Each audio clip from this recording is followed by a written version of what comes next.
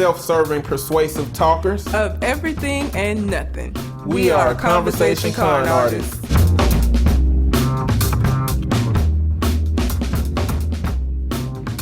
What's going on, people? It's your boy, Mr. On Point. And I am the artist formerly known as Red. If y'all notice, that is a different voice. Red did not decide to go deep.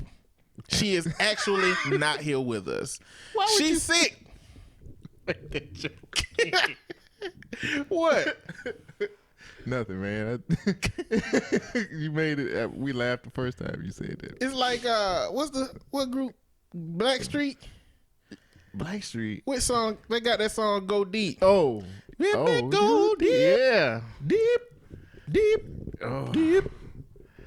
Shout out Is to that Blackstreet. Oh yeah, Blackstreet was my group. Blackstreet was Teddy Riley did some stuff. He did some pretty good stuff. That was man. my group. I like that. Even when the dudes left, I was like, you still my dude. You ain't with Blackstreet, but you be singing though. Yeah. Before I Let Go, that was my song right there. My album was the album with No Diggity on it. Before I Let Go was on that one too. It wasn't? No. What was the one that Before I Let Go was It was on? on the album before that. Or after that It one. had to be after that. Yeah, it was Before I after Let that. Go made it. It was a It hit. was after that. It was a hit. Not like Ike Turner, but it was a hit. Yeah, Before I Let Go on that because I never heard that song until later after I enjoyed it. That's why I said before, because I don't. It's got to be after, man. If y'all know something about Blackstreet, let us know when that album I thought came it was out. on the Clearly, same we can look at it. album. We can look at it on Google. I can Google it real quick. But hey, everybody's hi. My name is Cole Jackson. I am from the Gubmint Name Podcast, and I will be taking Red's spot today. Now, look, I know everybody loves Red. I love Red too. I think she's awesome. But the show can't run with just one man. I mean, it could, but I don't think you want to do that, do you? I did it once. On point. How'd that go? I liked it, but that don't mean I'll make a habit out of doing it though. There you go. I won't make a habit out of doing it. It was, but it was a challenge. That's good though. I'll say that good. it was a challenge. That's good. I think it was just on the Blackstreet album. See, now you got me looking it up. We looking at this. Yeah, we looking looking up it this album. No, it was on the album before that. Well, I be damned. It was on Blackstreet, self-titled. Yeah, self-titled album. I see that. Yeah. Well, I be damned. Go ahead, Blackstreet. Do your thing. Blackstreet was them dudes. That's it. They can sing. So, we have a bunch of listener letters, okay? Not so much a bunch of listener letters, but one of them got a lot of questions. Appreciate that, Miss Washington. But because Red is not here, we going to address those next week. Okay, that makes sense. But we do have some more listener letters. I'm perfectly fine with y'all stacking the listener letters if y'all want to throw some more so me and Red can have that full-blown whole listener letter show. But if not, we're going to address those letters that we have next week instead of this week. There you go. And what we're going to do this week is we just going to get into talking about the news stories. Somewhat similar to how me and Red do. We just going to, bring up the stories we want to talk about.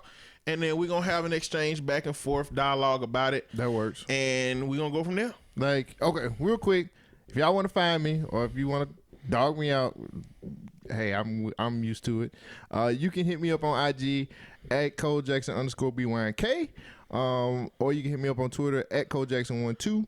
And I'm on the Gubmint Name Podcast, which comes out every Tuesday, just like Conversation Con Artists with my co-host, Shogun. Shout out the show. He in this bitch. Can I cuss on here? Yes, you I know. curse. I've been on the show before. You can spill out your other podcasts if you want to. Oh, gosh. Well, we have a whole podcast. I am the CEO of BYNKRadio.net. We have a podcast. We have a podcast group, podcast network. We have our podcast, Gubmint Name Podcast. We have our music podcast, which is The Social Introvert with Sid Davis.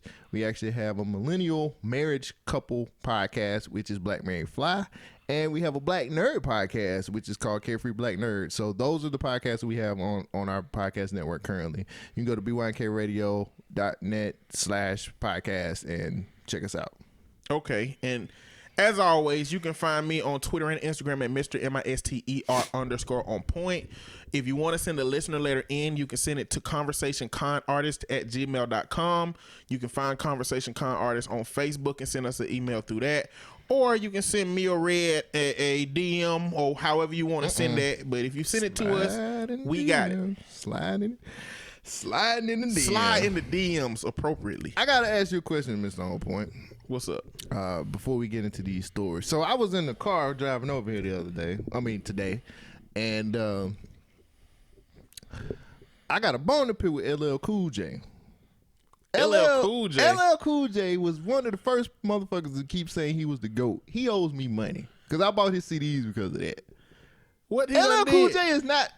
Do you when you talk top 5 rappers? Do LL Cool J ever come up in that conversation? No, LL Cool J never comes up in that conversation because he spent too much time Botoxing his body and spreading think that's Crisco all Botox? over himself. You think that's Botox? I don't think it's Botox, but I do think he get his body waxed and he rub Crisco on himself so he looks shiny. Do you think LL Cool J is in the top 10 of rappers at all? No, I never really even been a fan. LL Cool J show In the House was more what I used to love connected that him show. to. It was a good show to me anyway. I don't know. I love that show. I don't know the mechanics of the show now. Right. I mean, I bet you go back and watch old shows and it be all kind of different. But Well, that's 'cause in you my know- head, it's memorialized as something that I value. Right, but like the thing with that is like one of the girls is a crackhead and the other girl actually did porn. So I saw the girl that's a crackhead. the main star of the show, star, I cannot remember her name to save my life, but she was cool. I liked her, and everybody was in love with her and stuff like that. She a crackhead now, got a tooth missing and everything. Sad. That's LL Cool J. But you know, the thing about rappers is that rappers have, like, if you were like hardcore rappers, they have that I'm the best mentality. It's kind of like that. Dave Chappelle said the same thing about comedians. He Right. said comedians are supposed to feel like they the best. Yeah, but LL Cool J literally is like, I'm the greatest of all time. And I'm like, don't nobody talk about you. I don't, the last time I had a conversation about the top rappers ever, LL Cool J never came up.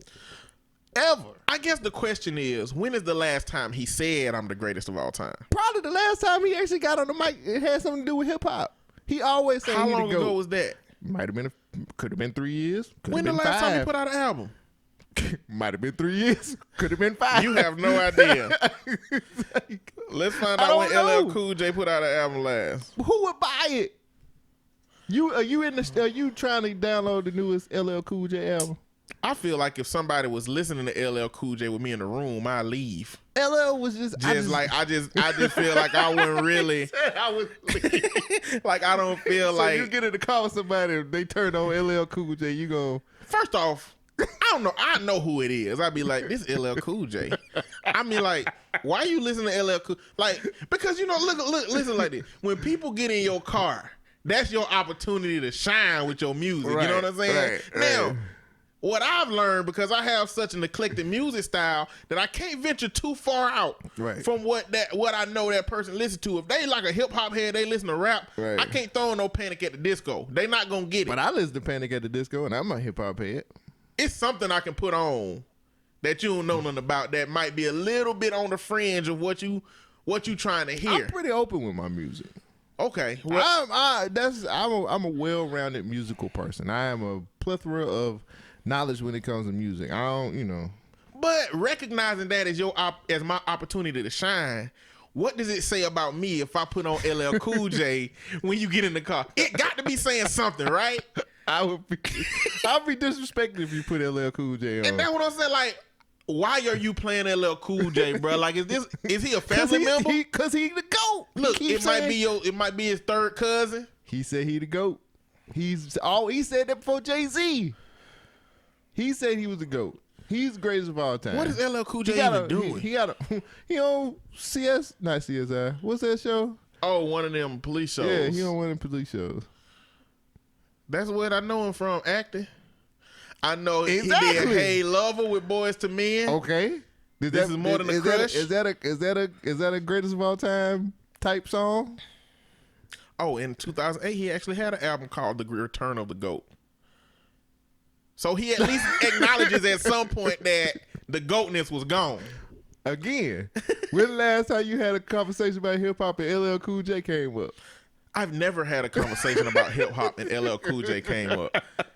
Like, who bringing up LL Cool J? Like, he didn't really have. LL Cool J was he was just there at the beginning, and he was aggressive because he wrote a song talking about knocking a nigga out.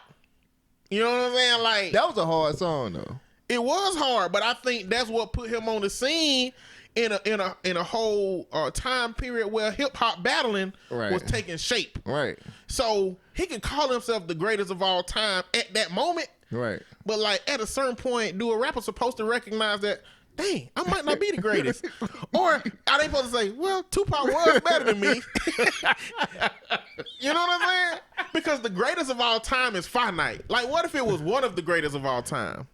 I would have respected that a little bit more. I would have respected that. But he just came out and was like, I'm the greatest of all time. That ain't as pleasing to say as the GOAT. Now you got to say the oot goat. One of the greatest of all pig time. Latin for some of you people out there. You know what I'm saying? I don't know, man. I don't know. Some random thoughts come across my mind. And I was like, you know what? LL Cool J owe me some money. He do. Because he sat up there and told me he was the greatest of all time. And for some strange reason, I got a couple of his CDs trying to back that shit. And it was wrong. Because I don't even know where them CDs at. I know where when you was on the interview with me the other day, I was interviewing an artist, and I pulled their CD out, and they ain't even big time. I can't find them LL Cool J CDs that I bought back in the day at all. I might have just threw them out my window. So, I don't know. Random thoughts. I'm sorry, guys. I just have random thoughts. I just wanted to bring that to somebody. LL Cool J, man. I don't His want name is even hard to say sometimes. LL Cool. Don't nobody want to say that long ass name. I can say Jay-Z and Nas, but LL Cool J, I don't want to say I had a dream with LL Cool J in it. You in these dreams, bro. Listen, y'all, I don't know if y'all know, I don't talk about my dreams nearly as much as I have them to y'all on, the podcast, but I have a lot of dreams. But one of my most fun dreams I don't know if I was Batman or if Batman was just there, because sometimes when I'm the person, I can see them, and sometimes I can't see them. But in dreams, when I can't see them, I don't know who I am, because I don't, unless I see a mirror, and I never see mirrors in my dream. So I just kind of got to piece together what I might be or who I might be when I'm in first person in my dream. Right. So I don't know if I was Batman or if I was just there to see all the stuff Batman was doing. But Rock was in my dream too. You remember that show? Yeah. Rock, he was in my dream. Bald-headed dude. Like, yes. He was in my dream. And in every scene of my dream, it was a big white F-150 for some reason. But as Batman, Joker, LL Cool J was the Joker. It was LL Cool Joker. Like, I have no idea what any of that meant. I had not seen anything with LL Cool J in it in years. Nor had I seen anything in it with Rock in it. Charles S. Dutton. Charles S. Dutton. I can't remember anything I saw with him in it either. Yeah. So I have no idea why this dream was formed the way it was. I don't know why it was Batman and Joker. And let alone why LL Cool J was the Joker. But that's the dream I had. You in these dreams, bro. They don't know all the dreams you be telling us about in our little group. You be like, I had a dream about this, and we be like, okay. It's random, man. But narcolepsy does get you off of jury duty, though. That's good. She didn't even question it.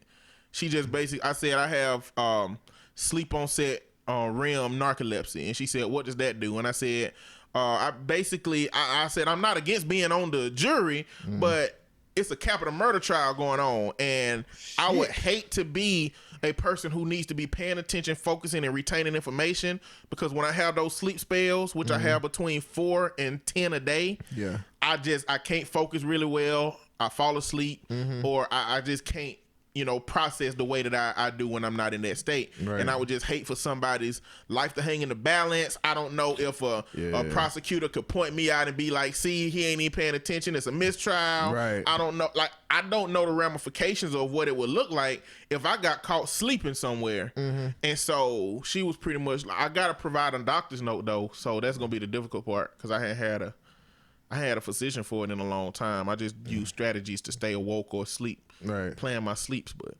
Dang. You know, I did jury duty once. They didn't pick me though, so I just. it was about 200 people in the room, and they said 11 judges need jurors. Damn. So they needed about 140 people. Damn. So it wasn't that many people that was gonna get not chosen. They was finna get their juries. I don't even know why they didn't even choose me because I thought I felt like I followed the rules, and they was like, "Nah." It depends on the case, man. It's crazy because let's say it's a black man on trial, Right. and let's say you got on, your California hat, Right. that you have on now.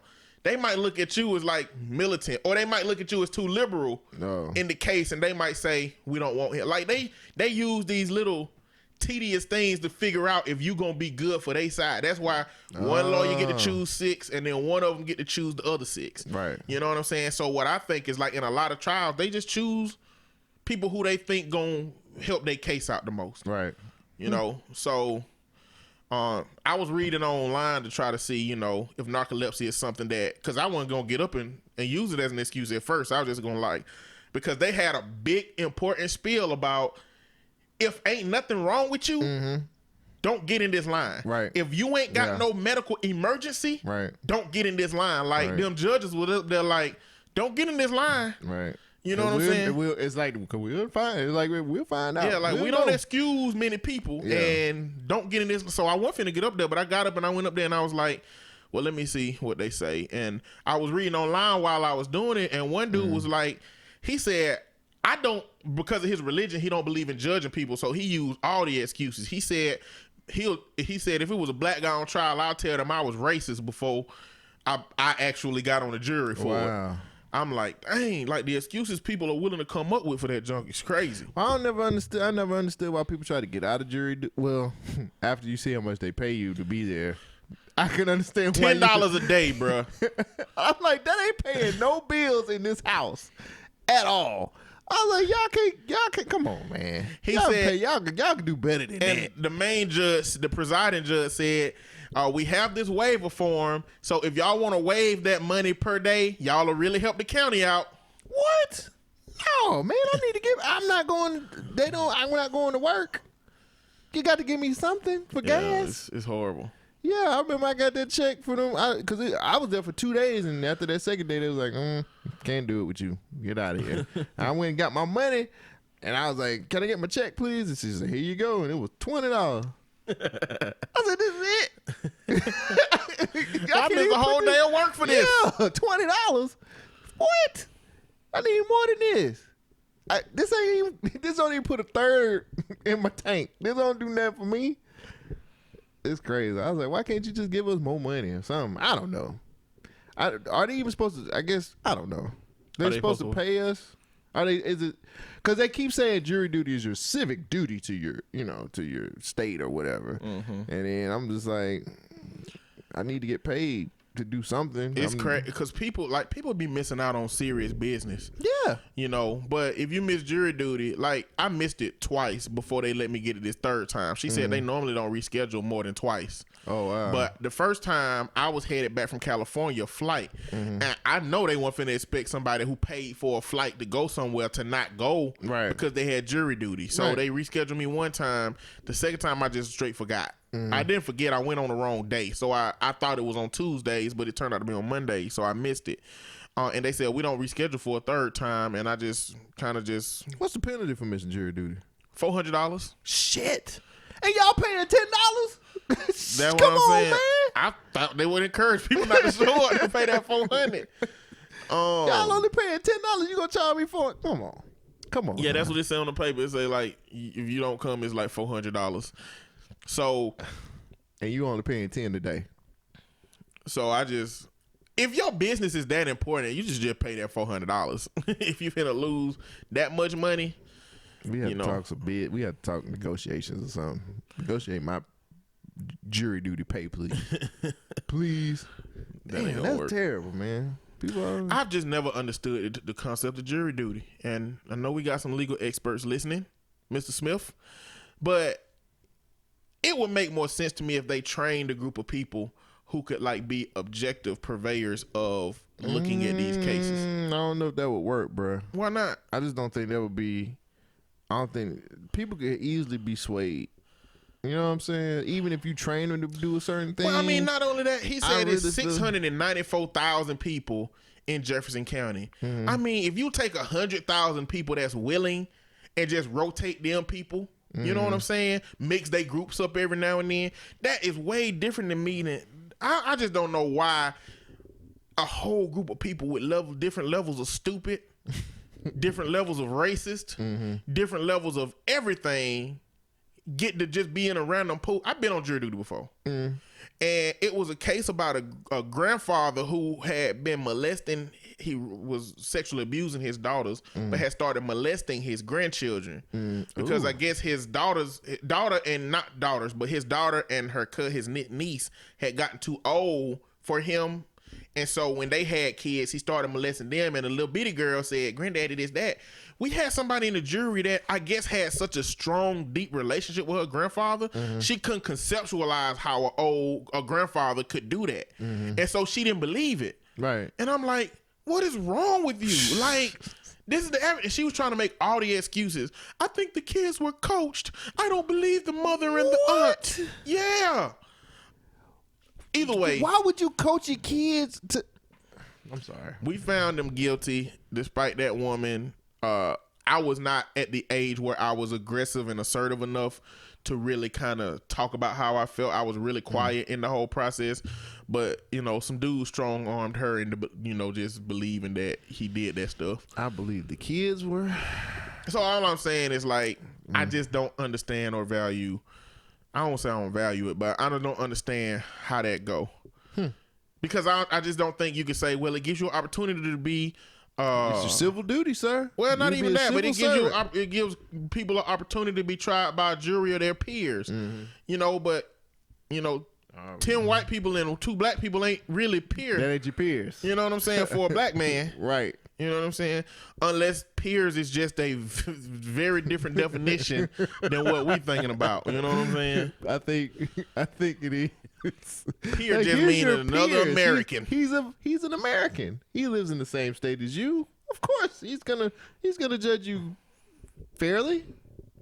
He don't live in the same state as me.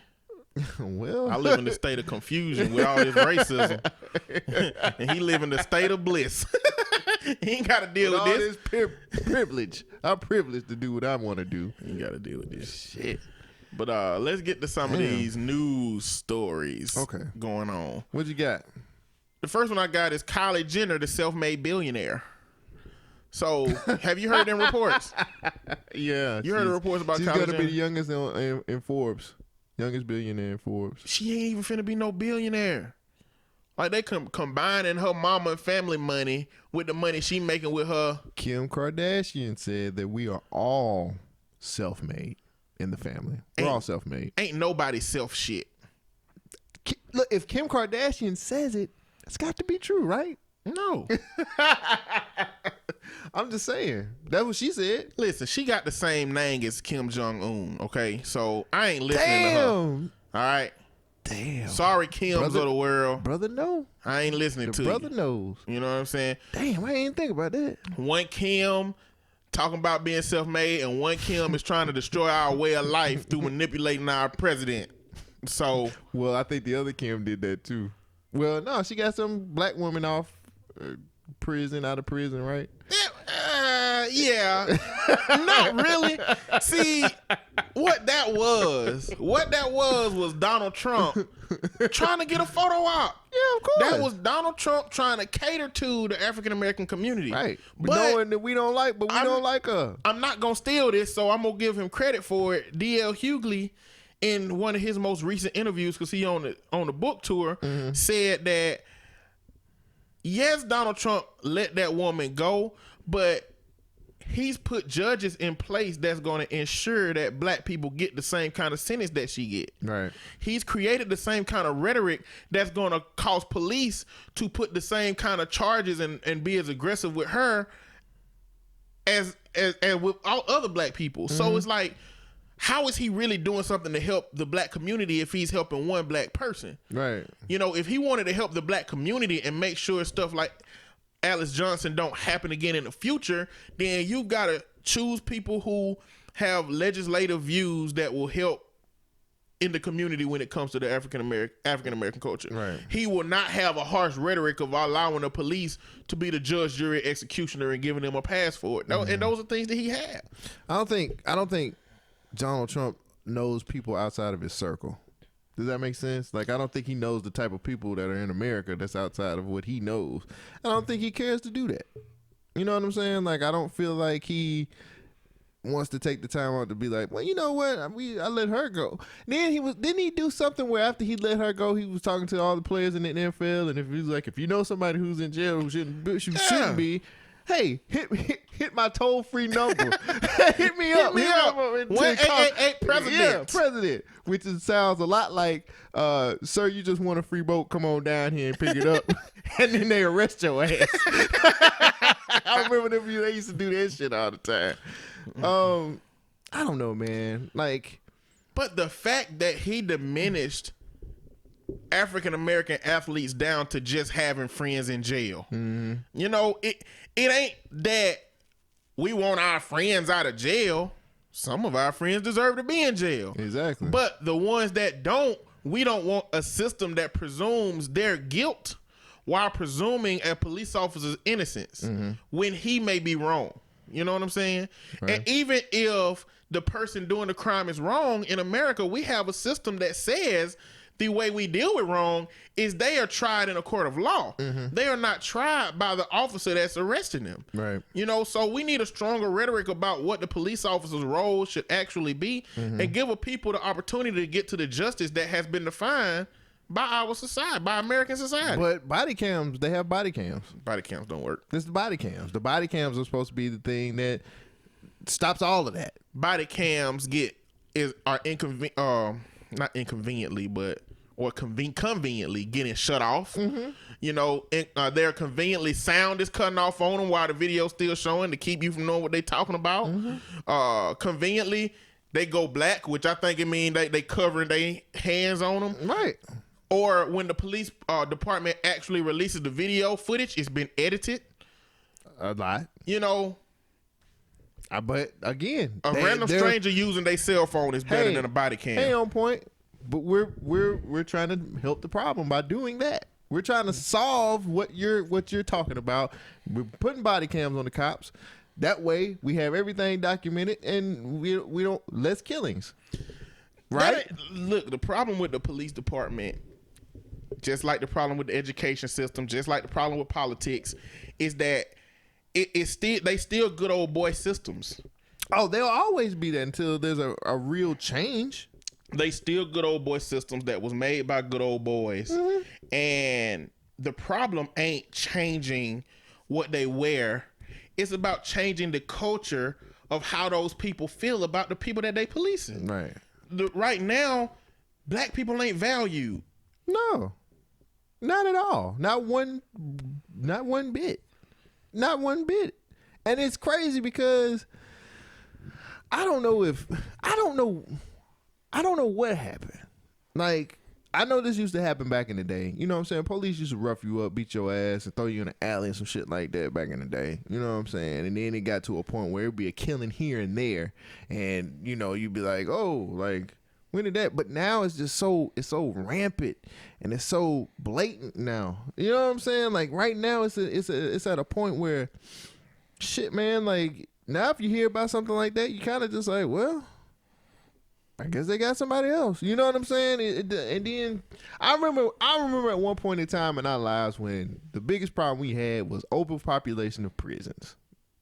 We ain't got to worry about that no more because they killing everybody now, you know? So I don't know, man. It's the world's so different now. And D.L. Hughley, and I've been watching his interviews, but he makes some good points. The name of his book is How Not to Get Shot and Other Tips from White People. Like, that's the name of his book. But he said that because it's a matter of perception and experience. When he was 8 years old, him and his cousin went to Free Lunch Day in California. He grew up in L.A. But they had Free Lunch Day, and when they came back, a police officer pulled him over and basically said, he said that the car They was looking for somebody, like a random black person that neither one of them knew. And they were like, we don't know who you're talking about. Mm-hmm. They put their hands on the hood of the car. And he said that's back when cars ran hot. Mm-hmm. And so he said the hood was hot. And he pulled his hands off, and the police officer said, nigga, if you take your hands off of that hood again, I'm going to blow your head off. Mm. And he said that there was a smell on the officer's breath. And to this day, he couldn't identify it. But he said it was garlic. And to this day, he don't eat garlic because that's how deep the trauma was from that experience. Damn. And that's happening to the young black people over in those kind of communities, while in the white communities, they going to Officer Thomas' pool party. Yeah. You know what I'm saying? Yeah. Like, because he is a member of their community, because he live over there, because he go to the house in all the neighborhood or the housing authority or the meeting that they have for their community. Mm-hmm. And he tells them, you know, if y'all have any problems, come to this address. Mm-hmm. And we don't have that in the black communities. Mm-hmm. And not only that, but the officers that patrol the wealthy neighborhoods ain't the same officers that patrol these other ones. Like when you talk about Antoine Rose, mm-hmm. that officer who had just got hired and 90 minutes later was shooting Antoine Rose in the back, mm-hmm. he got fired from his last place because he was brutal. Mm-hmm. And because he was not honest. Mm-hmm. Like, that's what happened to him. But those are the kind of officers that are patrolling our communities. You know what I'm saying? So it just creates a situation where the culture has to change. You know, they have to value us more. And before they value us more, I ain't gonna say before they value us more. They need to value us more because we humans. Right. But we need to find a way to come together somehow. We need to find a way to value each other, value ourselves. Or how about hiring people out of the neighborhood that know the people in the neighborhood? But it's hard to do that when the campaign on the police is so bad right now. You know, I had a buddy from Red Lobster that went to go work for the police. And when he first came back in and he sat at my table and ate with me, he was like, you know what, Mr. On Point? The hardest part about this job is that wearing that uniform, I carry all the sins of everybody that wore that uniform before me.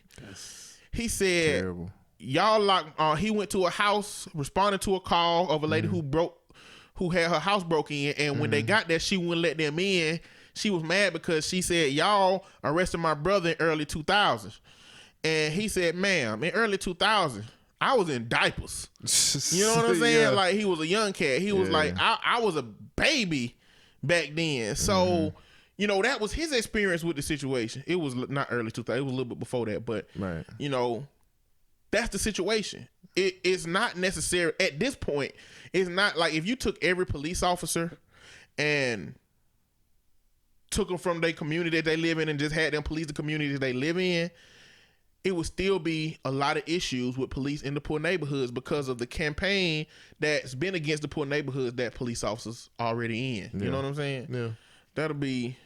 That's really complicated. Man, how did we get here from college? How did we get here from Kylie Jenner? Oh my goodness. Let's see. We went from Kylie Jenner, then we went to Kim Jong-un, then we went to Trump, then we went from Trump to police to Alice Johnson, and then Alice Johnson to talking about drugs and policing. Right. Wow. We went. She already caused trouble. Kim. Who's some good Kims? Lil. Who's some good Kims? Lil Kim. She got a catalog. She ain't even who she used to be. I'm talking about her music. I ain't never really listened to her music. I just know she was really like good. She just had dirty music. My mom wouldn't let me listen to that. You were one of them? What? You couldn't? Man. Yes, no, absolutely could not listen to me. Shit. My mom, bro, I grew up in church. Oh yeah, you grew up in church. My mama wouldn't let us watch Power Rangers because Lord Zed looked like a demon. We could watch it when Rita was on it, but when Lord Zed came in, he had a visor and a Z on his head. But his body was like, you know how when you look in the anatomy book, that picture of you with no skin? That's what his whole body looked like. The anatomical man or whatever. Yeah, that's what his whole body looked like. So my mama came in and had saw a Z on his head. She came in and saw him one time. He had a red and she saw his body and said, "Ooh, that looked like a demon. Y'all can't watch that show no more." She did this in front of one of our friends too. That nigga went to school talking about And y'all, Mr. On Point can't watch Power Rangers no more. I would have understood if she said something like Zordon or something like that, but Lord Zordon Zed, was just, Lord wait a Zed minute. was what? No, Lord Zed was the bad guy, right? I know what I'm saying. Zordon was that little floating in it. He was just a floating head. I know she could have been like, that's a bad spirit. You can't watch. I could have understood it. This nigga got a Z on his head with a red visor. My mama didn't have no logic behind what she did, man. She just had Jesus behind it. Well, She went off of what she felt. can't argue that, huh? She went off of what she felt. I understand that. Damn, Power Rangers. No Power Rangers in your house? Shit, I would have been mad as hell. But but yeah. That being said, Lil Kim don't count to me. she got a good catalog. She got some good stuff, It's man. subjective. I don't know no other Kims. See, Kim Possible. Nah, She ain't even real. the animation was bad on that show. My brother used to love that show. He The probably show still was do. good. The animation was bad. I got you. Well, ain't no good Kims. Damn. But what level of privilege must you have to be considered? And not only this, but check this out. A GoFundMe was started for Kylie Jenner to donate enough money to her for her to become the first self-made youngest female billionaire. What? I guess, man. These People damn Jenners and Kardashians are just ruining the state of. You know what, man? Honestly, I don't know what business she owns. Does she own what? Yeah, makeup It's the business. makeup business. So the But it Kardashians. only make about $8 million a year. So how is she gonna be the? I think they pooling all the Kardashian money and assets together for that because she probably will be the first child connected to a family with her own income that is close to making $1 billion, Damn. maybe. Blue I Ivy don't- could probably come in and be like, "Come on." But see, and that's the thing. Like, Like, if come Blue on. Ivy make a makeup company, now is she gonna be the first near black billionaire? You know what I'm saying? Like, I don't know the measure. Yeah, I don't know Kylie either. Jenner don't got almost $1 billion in her bank account. I don't think she got almost $1 billion in assets.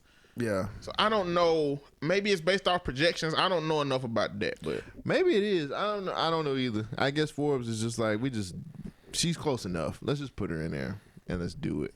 So, wow, Kylie Jenner. That's scary. Okay. This is not on that level, but I got a story about a New Jersey teacher getting fired because she was accused of kissing a student in the classroom.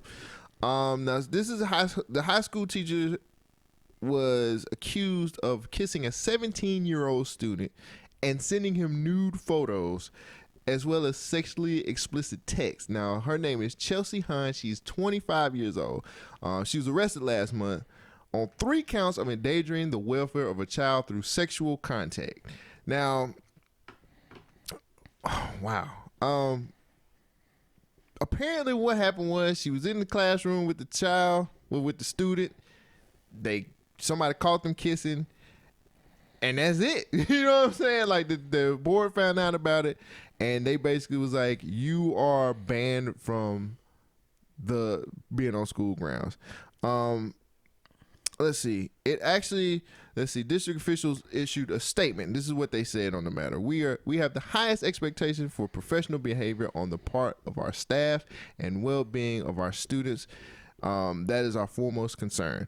Please know that we handled this matter professionally and cooperated fully with relevant law enforcement officials as soon as we became aware of the situation. Now, when I look at that, I'm like, became aware.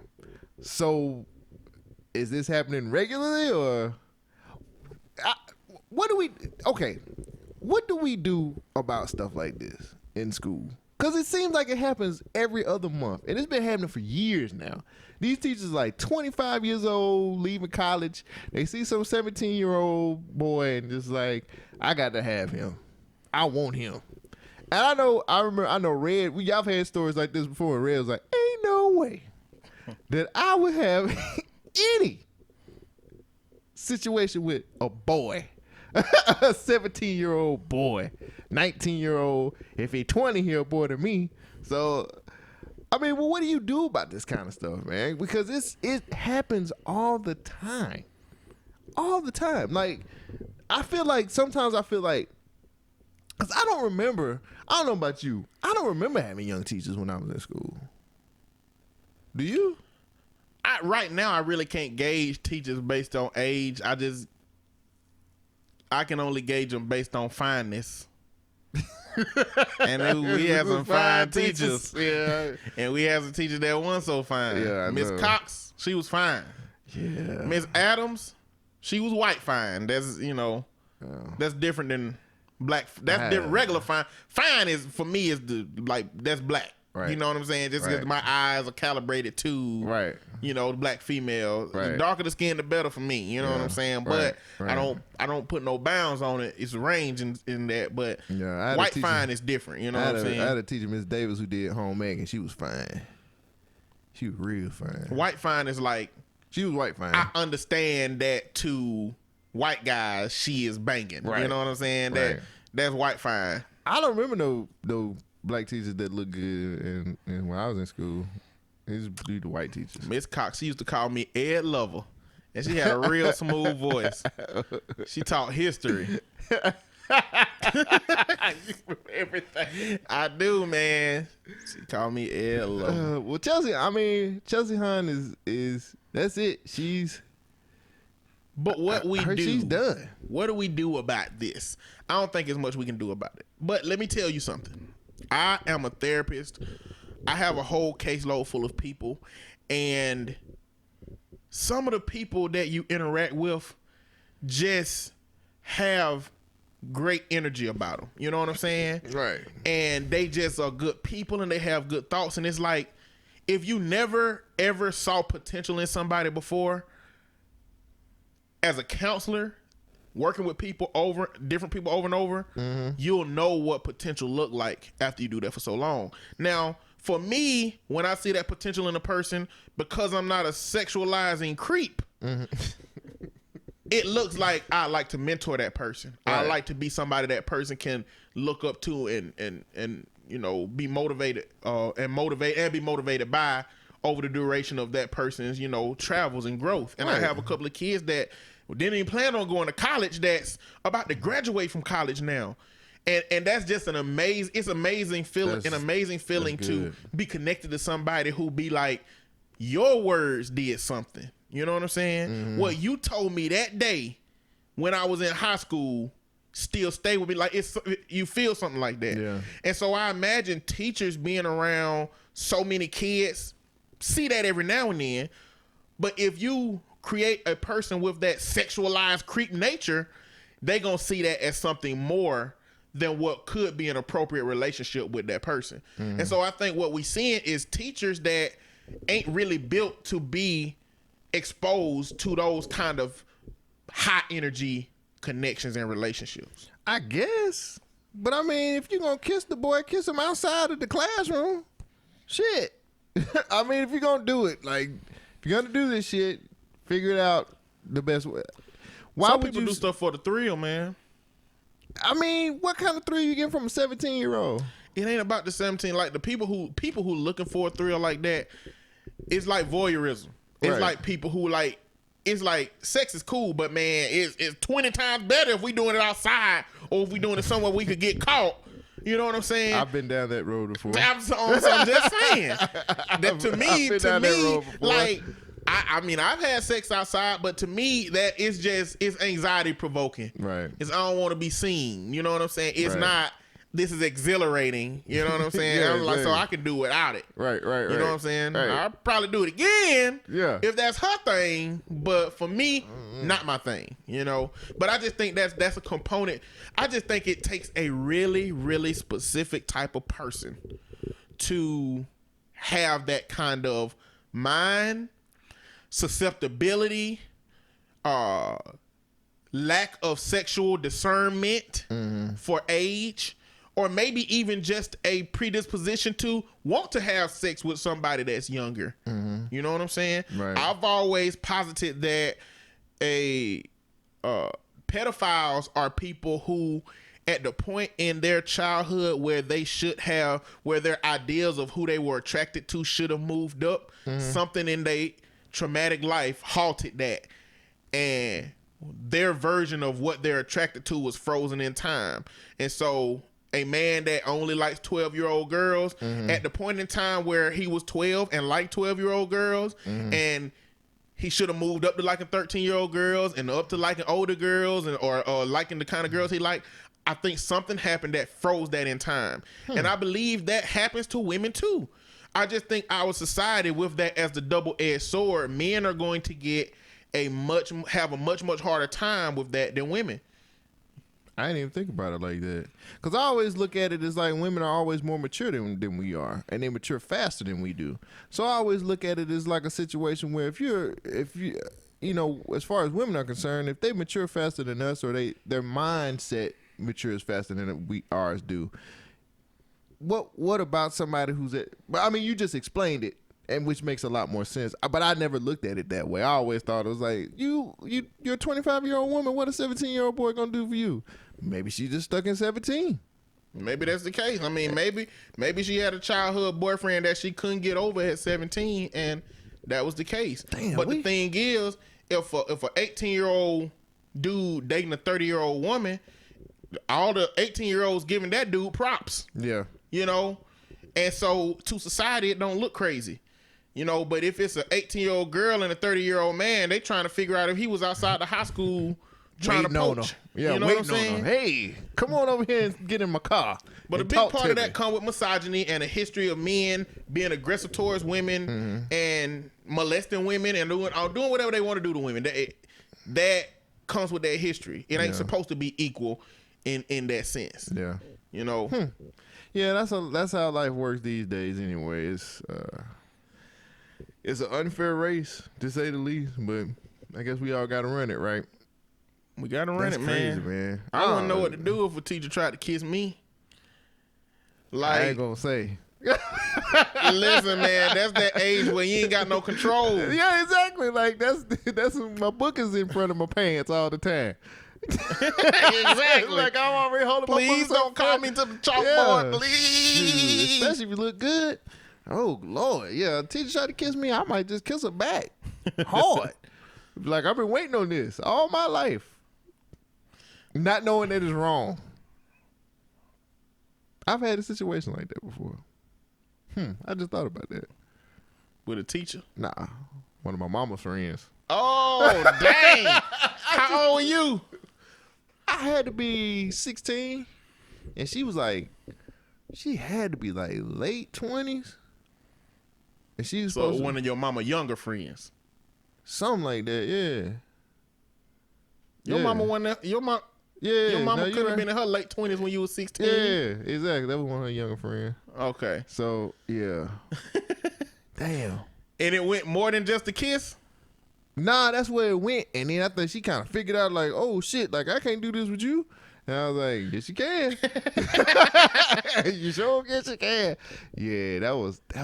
I just thought about that. Done brought up some past trauma.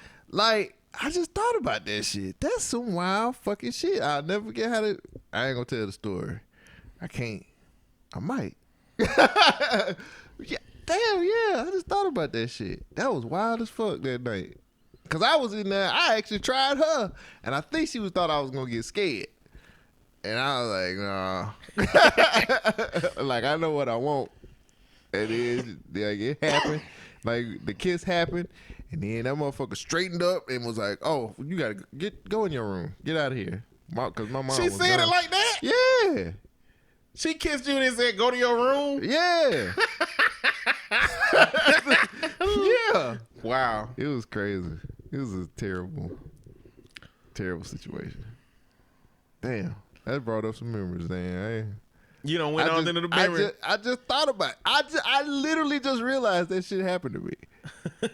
Literally just realized. And I don't think my mama know.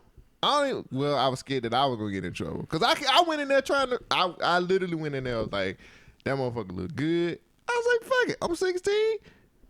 Fuck it. I done had sex a couple times. It can't be too hard with her ass. Hell yeah. Yeah, she was late 20s. She might have been 30. Might have been 30 years old. But I remember going in there. I'm telling the story now. She came, and she was staying because she had to stay because she had to go somewhere else the next day, and she was driving far and shit like that. And you know, my mom was like real cool. She was like, yeah, you can stay here, whatever. And my mom worked nights at that time, and I'll never forget. Like my mom was going to work, and she was up there watching TV, and I was like back there, dick hard in the motherfucker. And I was like, fuck this. I went up there talking shit. Like, just talking shit. Just like, I know I'm finna hit this ass. And I think she was just like entertaining the bullshit for a little while. She was just, I guess she thought if she kissed me, I was gonna get scared and run away. And we kissed, and I looked at her and I was like, what do we do next? Boy, bye. Go to your room. And she was like, you need to go to your room right now. And just stay in there for the rest of the night and go to sleep. What you think happened after that? You think she told your friend, your little boy came in here and I tried to scare him and kissed him? My mom shoots motherfuckers, so no. Oh. My mom is gangster. My mom don't play that bullshit. My mama friends wouldn't have tolerated us talking to them crazy. That would have got my ass whooped. Like I said, I think she was just entertaining the bullshit at the time. Like, I really think she was just like, I'm going to just see how far this little nigga going to go. And then I'm going to scare him off. You know what I'm saying? And me, I was bold. You know what I'm saying? I was bold as fuck then. Fuck that shit. I'm finna see if I can get it. And She about 45 today. yeah. You still know her? No. I don't know where she is. I ain't seen her forever. So, I don't know. So if you found out that one of your wife's friends kissed your 16-year-old son, what would be your response? Okay.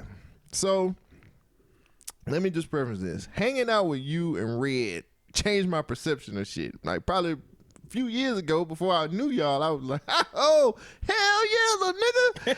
But now knowing, talking to you guys and knowing what I know, I'm like, oh, we got a problem. You know what I'm saying? Yeah. Like, that's a situation. You know what I'm saying? Because just talking to you guys, I understand that, like, that could ruin the rest of his life. Like, that could traumatically send him into a place where he can't have a normal relationship anymore. You get what I'm saying? And I don't want my kid to live a normal life that they possibly can. They already got it bad from being a black person. You know what I'm saying? Mm-hmm. As much the less mental anxiety I can keep off of them, the better. Like, if I can lift those mental things, like those bad mental memories and shit like that off of them, and have them have a regular happy life, the better I'll feel as a parent. You know what I'm saying? And I ain't never think about that shit till I start hanging out with y'all asses. But I don't want my kid to go through. I don't want them to have horrible relationships. I want them to grow up, have healthy relationships. I want them to have a healthy lifestyle and not be weighed down mentally. Yeah. I don't want them to have some shit that's gonna hold them back for the rest of their life and they ain't gonna do shit. You know what I'm saying? Like, I don't want that to happen to them. But I would most definitely look at that as a problem and see how I could figure it out from there. Cause I just don't want that to happen to my kid, man. You just don't never, until you come across people who think differently and understand shit differently and all of that shit, you don't, like I said, if I would never met y'all, I probably would have been thinking the same shit. Like, oh, go ahead, little nigga. That's what I'm talking about. But like, no, that's like, I don't want him to be wrecked. I don't. Because that could fuck him up. That could go two different ways, especially if it's a situation where she rejects him after that. Mm-hmm. You know what I'm saying? Yeah. Like, now this nigga's fucked up. We got to figure out how to unwind that rejection and you know what I'm saying? And then I got to figure out what's going on with her. Why is she kissing my son? You know what I'm saying? Like, why is this shit going on? So it's funny how you come across people and who challenge the way you think and show you that, like, a lot of the shit that you was thinking back in the day was not healthy or not the way to think. So, but you know, and that's like, that's how I thought. Mm-hmm. Like, there is nothing that the average man thinks, you know what I'm saying, whether it's toxic masculinity or just inappropriate, that I haven't thought before. Mm-hmm. At a certain point, I had to have a conversation with myself about whether what I think is healthy and what makes sense. Misogyny only makes sense for the benefit of men. Right. Patriarchy only makes sense for the benefit of men. If you start looking at people and thinking of them and how does it make sense in the context of men and women, both being able to achieve the best things that they can achieve, it make you challenge that stuff. So like those ways of thinking when I was younger was actually how I thought. I was like, my first girlfriend when I was 16 was 23. Damn. And I thought I was doing something. To me that was a thing. But in reality, something was I was, raped. For all intents and purposes. Yeah, for all intents and purposes, the technicality of my interaction with her was I was a minor and she was an adult. Right. And we had sexual interaction. Right. That was a problem. Right. No matter how much facial hair I had or how mature it looked like I was, it was wrong. You know what I'm saying? But I was like, oh yeah, my girlfriend, 23. And, all of them like, 23, boy, how you pull her? You know what I'm saying? Like, Exactly. But I was thinking it was positive. And I think that I'm just so happened to get out of that unscathed and it not be something that impacted me severely. I mean, when I was younger than that, I even had some interaction with a girl that was a teenager. You know what I'm saying? That was very inappropriate when I was like 11 or 12 myself too. Right. But that's how the dynamic in our society is. Men can still get out of that relatively unscathed, but the ones who are not unscathed, they have to go at it alone because society also ain't prepared to address a man that's had some sexual abuse when they was little. Right. You know what I'm saying? Right. Not when it was, not even sexual abuse, but sexual abuse the way that I had. Like it wasn't really abuse, so to speak. I was doing it because I thought I was cool doing it, but in reality, I shouldn't have been dating somebody that was older than me, and she shouldn't have been doing that. And if society found out, she would have been in really, really big trouble. Right. And I don't think my mama ever even knew how old that girl was. For damn.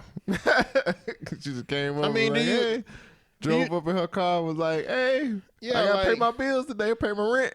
Yeah, so I mean, she didn't look old. Yeah. You know what I'm saying? Yeah. I mean, 23 ain't old. Yeah. But she looked like she could be. But you was what, 16? She looked like she could be a high school girl. Right.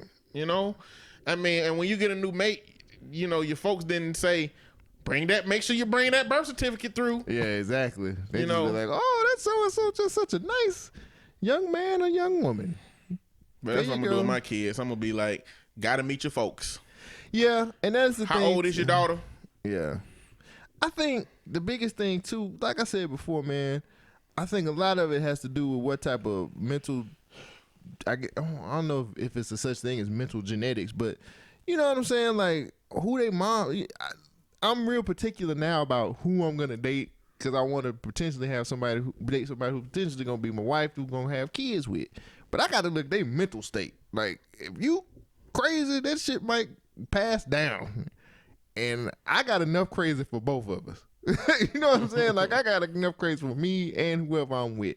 So that's why I'm like, it's scary because I just look at shit real fucking different. Like, hanging out with y'all asses, I look at shit real differently now. Like, the shit's like a new painting or some shit. You know what I'm saying? Is it like more work? Is it draining, that new way of looking at things? No, it ain't draining. It's different. It's just like I don't look at things. I just don't look at things the same. You know what I'm saying? Like, I now look at the mental health aspect of everything now, which is not a bad thing. You know what I'm saying? Now I'm sitting up here singing the praises of like mental, you know what I'm saying? After I was going to a therapist at one point in time and doing that shit and then hanging out with you guys and just, now I sing the praises of like, yo, you need to get your shit checked. Hey, you need to get your therapist, dog. You need to get that shit out. Like, I need to start going back to my therapist. I got pent up shit that I need to like get the fuck out. So I need to start back on to my therapist and stuff like that too. But I don't think I just used to be like, man, that motherfucker just crazy. Fuck that bullshit. They ain't shit. But now, I now understanding, actually going through the process of having a therapist and having therapist friends, understanding the process and knowing that there are people out there that actually listen to you and can help you with what's going on in you. When I first went to my therapist, man, the first day I went, I learned so much about why I am the way I am. You know, I just had some really shitty shit happen to me when I was a kid. You know what I'm saying? Like my dad and situation with me not being with my parents for a long time. You know what I'm saying? Like shit, like it was just a lot of shit that I never really was like, oh, that's why. You know what I'm saying? Like, but once that happened, and then just like I said, talking to you guys, it just ended up being a situation where I'm just like, you fucked up in the mind. You need a therapist. And I think that's healthy for the black, especially in the black community, man. Like, we don't do that. We just don't. And I don't understand. Now that I've been through the process, I'm like, why? What's the big deal? Why not? Why don't we do that?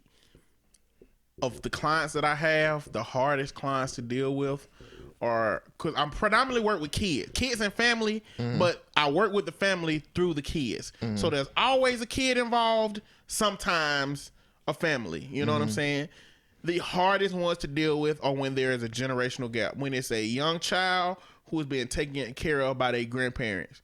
Because the problem with black elders and older people is that they were alive when a lot of mental illness was thrown into jail. They were alive during the syphilis experiment, Tuskegee syphilis experiment. They were alive to see a white society acting aggressively towards them and telling them, you don't deserve the same care we got. My grandma, we used to drive to go see my daddy every other week in Columbus, Georgia. He was in prison from my age 3 to like 14 roughly.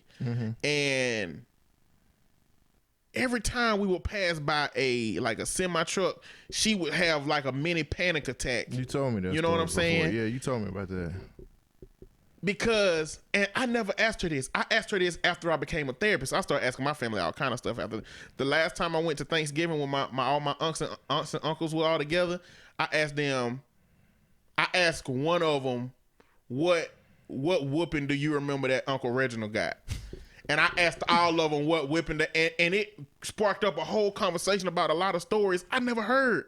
And it was just really, really good to hear my family reminiscing and smiling and saying, "Ooh, daddy, this, you shouldn't have did that to daddy." You know what I'm saying? And remember that time you did this, Regina? You know what I'm saying? So I started asking a lot of questions after I became a therapist. So my grandma, I asked her, "Grandma, what happened with you in trucks? Like, why you always act like that?" She said, "When your daddy was about 8 and I was, driving down the interstate, a truck hit us. And she had to have brain surgery. And they had to cut all her hair off. They told her she wasn't going to walk again. And they did her surgery under the hospital in the basement where they stored supplies. This is where they did black people surgery. And the room was so small, they had to have a little room that was sterile, but the room was so small that my daddy stood outside of that glass watching his mama hair get cut off and brain get cut into. You know what I'm saying? Yeah. That's the world that people my grandmama's age and a little bit younger remember. They remember those traumas and they have universal trauma. And you know what? As a culture, they blamed white people because at the time it was white people's fault. Now, I ain't saying white people out of the clear on a lot of stuff. Right. But white people are no longer in mass sitting around a table trying to figure out.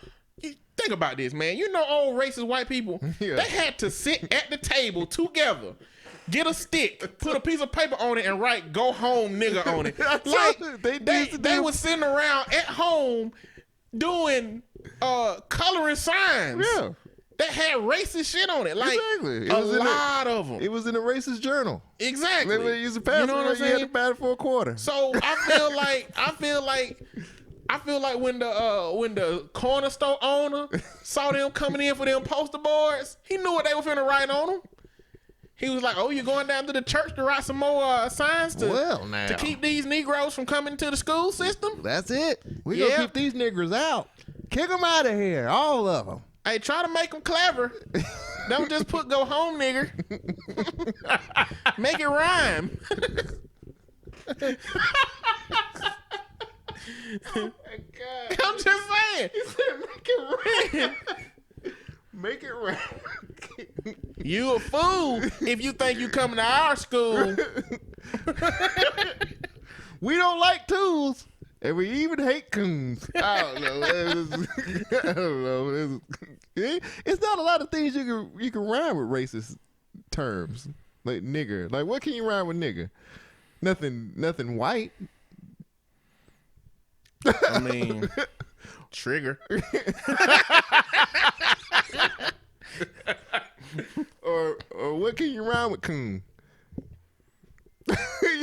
You know Hassan Minaj, the comedian? Yeah. He was on the Breakfast Club recently, and I guess Charlamagne had never heard Doom Coon, which is basically, a sand nigga. You know what I'm saying? That's what they call, Indian people. Yeah. He just busted out laughing. And he shouldn't have, because it was like offensive. Right. But he was like, it's clever, it's funny. Like, okay, but Yeah. this man's telling you he was called a Doom Coon, and you just like hilarious. Exactly. You know what I'm saying?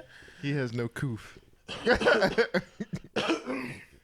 But I'm saying, maybe back in the day, white people, except a few, nigga lovers, Right. would hold hands, or the ones that would hold hands with the black people, you know what I'm saying, Right. who got termed that. Mm-hmm. They sat around a whole table saying, how are we going to keep these blacks out of our school? Yeah. They had whole town hall meetings about how we going to keep these blacks out of our neighborhood. Yeah. How we going to keep these blacks out of our hospitals? How we going to keep these blacks out of our stores and our shops? As a whole culture, they did that. They don't do that today. There's a whole bunch of people who got great grandparents who used to do that, but that's not happening today. You know what I'm saying? Right. So I think that today we have an opportunity now to look at mental health for the value it has and not be traumatized by it from the history that it has. Right. And that's why I think that's why you can see the black community being so resistant, because what that really translates to is we're going to be private. Right. That translates to, as a community, we're not going to tell those people who treated us like this nothing. Right. And before now, you couldn't find a Mr. On Point or a Red that were therapists that could work with you easily. It was all white people that you sat in front of. And there's still people today that ain't comfortable with having a white therapist. If they black, they want to be telling a black person they stuff. Now, that don't guarantee that the black person going to handle it right and the white person going to handle it wrong. But at this point, it's just a game of perception. So when it comes to older generation people, that's the ideas that they've trickled down to their youth. Right. We private. We don't talk about family stuff. My mom's like that. And it's crazy, man. Like, it's just, a lot of that stuff don't make no sense. You know what I'm saying? It just doesn't. Like, well, I mean, I can say that now because I understand it a lot better. And I think that's the thing. I had a coworker that was just like talking about a lot of things that she was going through, and I was just like, I said, you might need to just get a therapist and just kind of get some of that stuff out. And she was like, you talk to a therapist? I'm like, yeah. If I need to get these things out of me, like, I need to talk to a therapist. I'm like, it's just something that it, for me, it worked. And I'm not opposed telling somebody to do that. And I'm not opposed to going to one again. I think the biggest thing for me too was whoever I was with wanted me to go before I knew how it works. You know what I'm saying? I was like, I don't even go over that. That shit's gonna fuck up everything. But now it's like, I feel like that's a requirement with whoever I get with. Like, before we get married, we gotta have counseling. And I'm not talking about church counseling. I'll hold my peace on that. But we need to go to a therapist that's gonna help us out and make sure we're right for we're we're communicating correctly and we're actually moving in the right direction as a couple so we can go ahead and get married. That's how I look at counseling for couples. You know what I'm saying? Just help guide us so we can, when we finally get this situation where we're living together, we don't kill each other. Just, I mean, that's just me. It's like my standards and the way I want to do things now is completely different from what it used to be. You know, and it's, I don't know. I think it's cool when a lot of people don't look at it that way. But, you know, what can you do? It is what it is. Wow. Man. How'd we get to that? Bruh, okay. Teacher, okay, we talked about Teacher kissing the student. Teacher kissing the student. Getting Then fired. we talked about Me getting kissed. talk about you getting kissed, so we go into your trauma. And then we talk about whether you would like for your child to go through that. Then we start talking about you starting to recognize mental health. You know what I'm saying? Yeah. The importance of it. And that got us into the history of mental health and why the black community don't really fool with it. Wow. To why we This is a deep show. are this, where we are. this And weekend. we here. You never know. Like, you just never know where these topics going to take you, man. That's what happened when you got, you know, ADHD cat sitting over there across from it go all over the place. I But know. it's good, though. It's good, That was good. Well, it's your turn. What you got? Papa John. That Papa just sound John racist. I'm going down to Papa John's house. said the N-word. Surprised? Not really surprised. But I think it does pose a new dynamic. Which is? White people who don't think that the mere word itself is problematic. So Papa John said that word on purpose. But he wasn't calling nobody that or nothing. He was just referencing how Colonel Sanders has said the N-word before. And he said nigga, like Colonel Sanders done said nigga, and he hadn't had any backlash from that. Right. And he was just giving like a report on racial sensitivity. But I have met a lot of white people who, because they feel in their brains completely that they are not racist, that they can say a word that is inflammatory and it still not be a diagnosis of their racism. Right. You know, the dudes I played D&D with say that word in jest, and I don't, not in jest, but like in dialogue where we having a conversation where they could not say that word, they say it, but because they don't believe that they racist. So I think that, I think that a lot of white people look at the N-word and they look at it in the sense of it must be bad if you mean something bad with it. Right. Versus just the word itself. The word existing itself, period, was for our degradation. Right. You know? And I don't think they look at it like that. And Papa John's didn't look at it like that. They don't give him a pass. I think what that means is that white people need to understand what that word means when they use it. But that's the thing. We live in an age where you kind of know now. Like, there's no excuse for you not knowing. I don't know, man. We live in the age of information. I can literally look up what Jimmy Walker is doing let me right tell now, you what something. JJ from Good Times is doing. Let me tell you what's pushing me to challenge that notion. If all these white people who keep calling the police on people doing something random was keeping up with this array of information they have at their fingertips, they wouldn't call the police. I'm telling you, all the white people who are watching these videos and all these people get fired, they ain't pulling out their phone when black folks around. But the fact that this keeps happening and people keep getting fired, it's starting to make me question really how accessible is the information. Like, what do you look at on the internet? Like, I know people who just go check their email and then come back. It's just me, you, and podcasts that check the Shade Room, the Griot, different websites to get, like, you know, cultural related news. But it's making me wonder how do we know they know? How do you not know? We assume they know.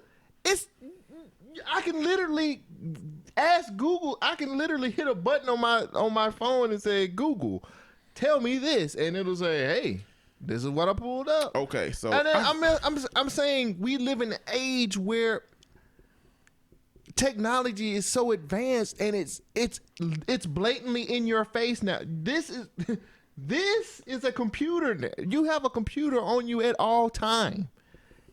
I don't see how you don't know how to even a flip phone. Damn it. Come on now.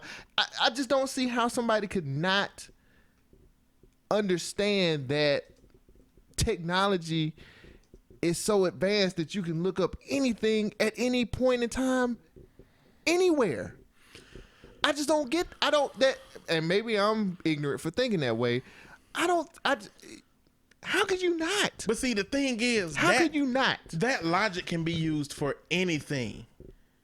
A butcher can say, how can you not know how many stomachs a cow have when you got a phone and you got a computer with you? Like, you should know, like, you should know that because you have the access to it in your hands.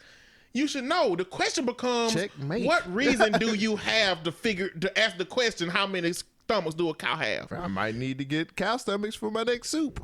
The answer is 4, by the way. But why would a white person search in Google what is the correct way to use the N-word? How inflammatory is the N-word? And you know what? Even if they put that in, what straight answer would they? They're not gonna get a straight answer. Let's find out. I'm gonna Google it now. What you gonna Google? What words you gonna put in? I'm just gonna put in how inflammatory is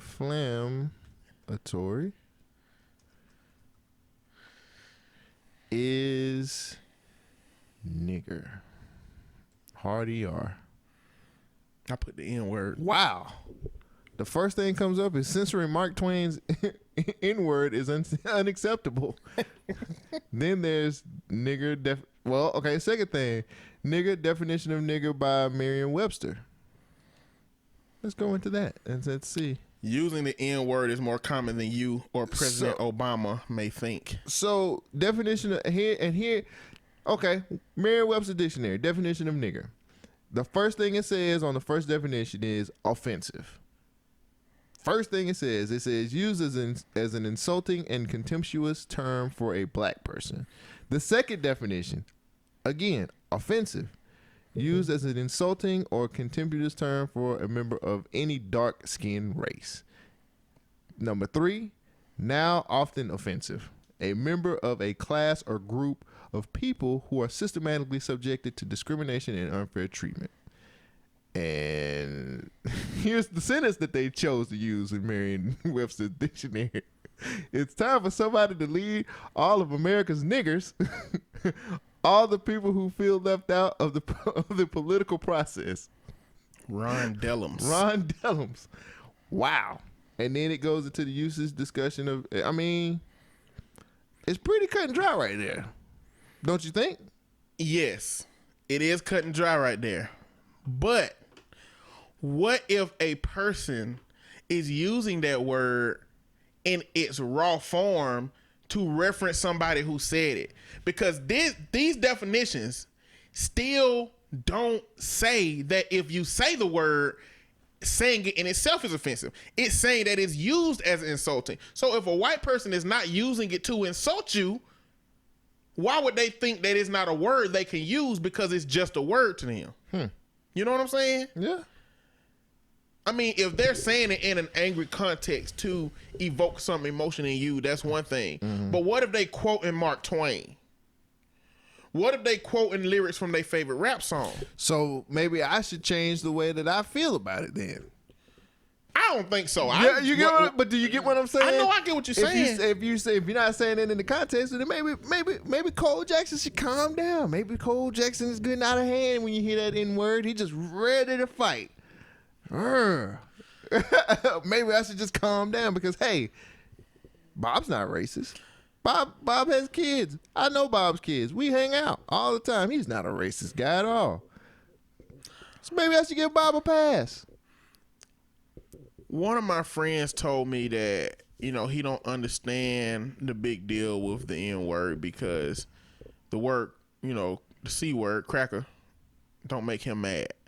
It don't bother him. And I said, well, there is a word that will bother you if it was connected to something that you deeply value and somebody used it wrong. You know what I'm saying? Like if your mom is overweight and has always struggled with her weight, and you've seen your mom try to lose weight, and people call your mama fat, that word will do something to you. You know what I'm saying? You know what word that I've seen white guys go crazy or want to fight? What's the that? F word. What word? The F word for gays. Oh, yeah, I that's don't even want to say that. I don't like that word at all. Yeah, but if you call a white man that, oh, they ready to fight. I've seen it. Do you know where that word come from? No. It's an episode of Louis C.K. where Louis C.K. said, drop the F-bomb. And they were joking. It was him, Hannibal Buress, and the other dude. And he said, and it was a gay dude at the table. And he said, do you know where that word came from? They said, no. Back when they used to, back in the days when they used to burn witches, being gay was as big a problem as being a witch. Damn. But they would put the witch on a stake and throw a whole bunch of sticks down up under him. The sticks were called that word. Mm-hmm. F-A-G-G-O-T-A. I just don't like saying it. No, That's what the sticks that they lit on fire were called. But gay people got thrown down with those sticks. And they were set on fire with that while the witch was on. And that's where the term for them came, the inflammatory term for them came from. Damn.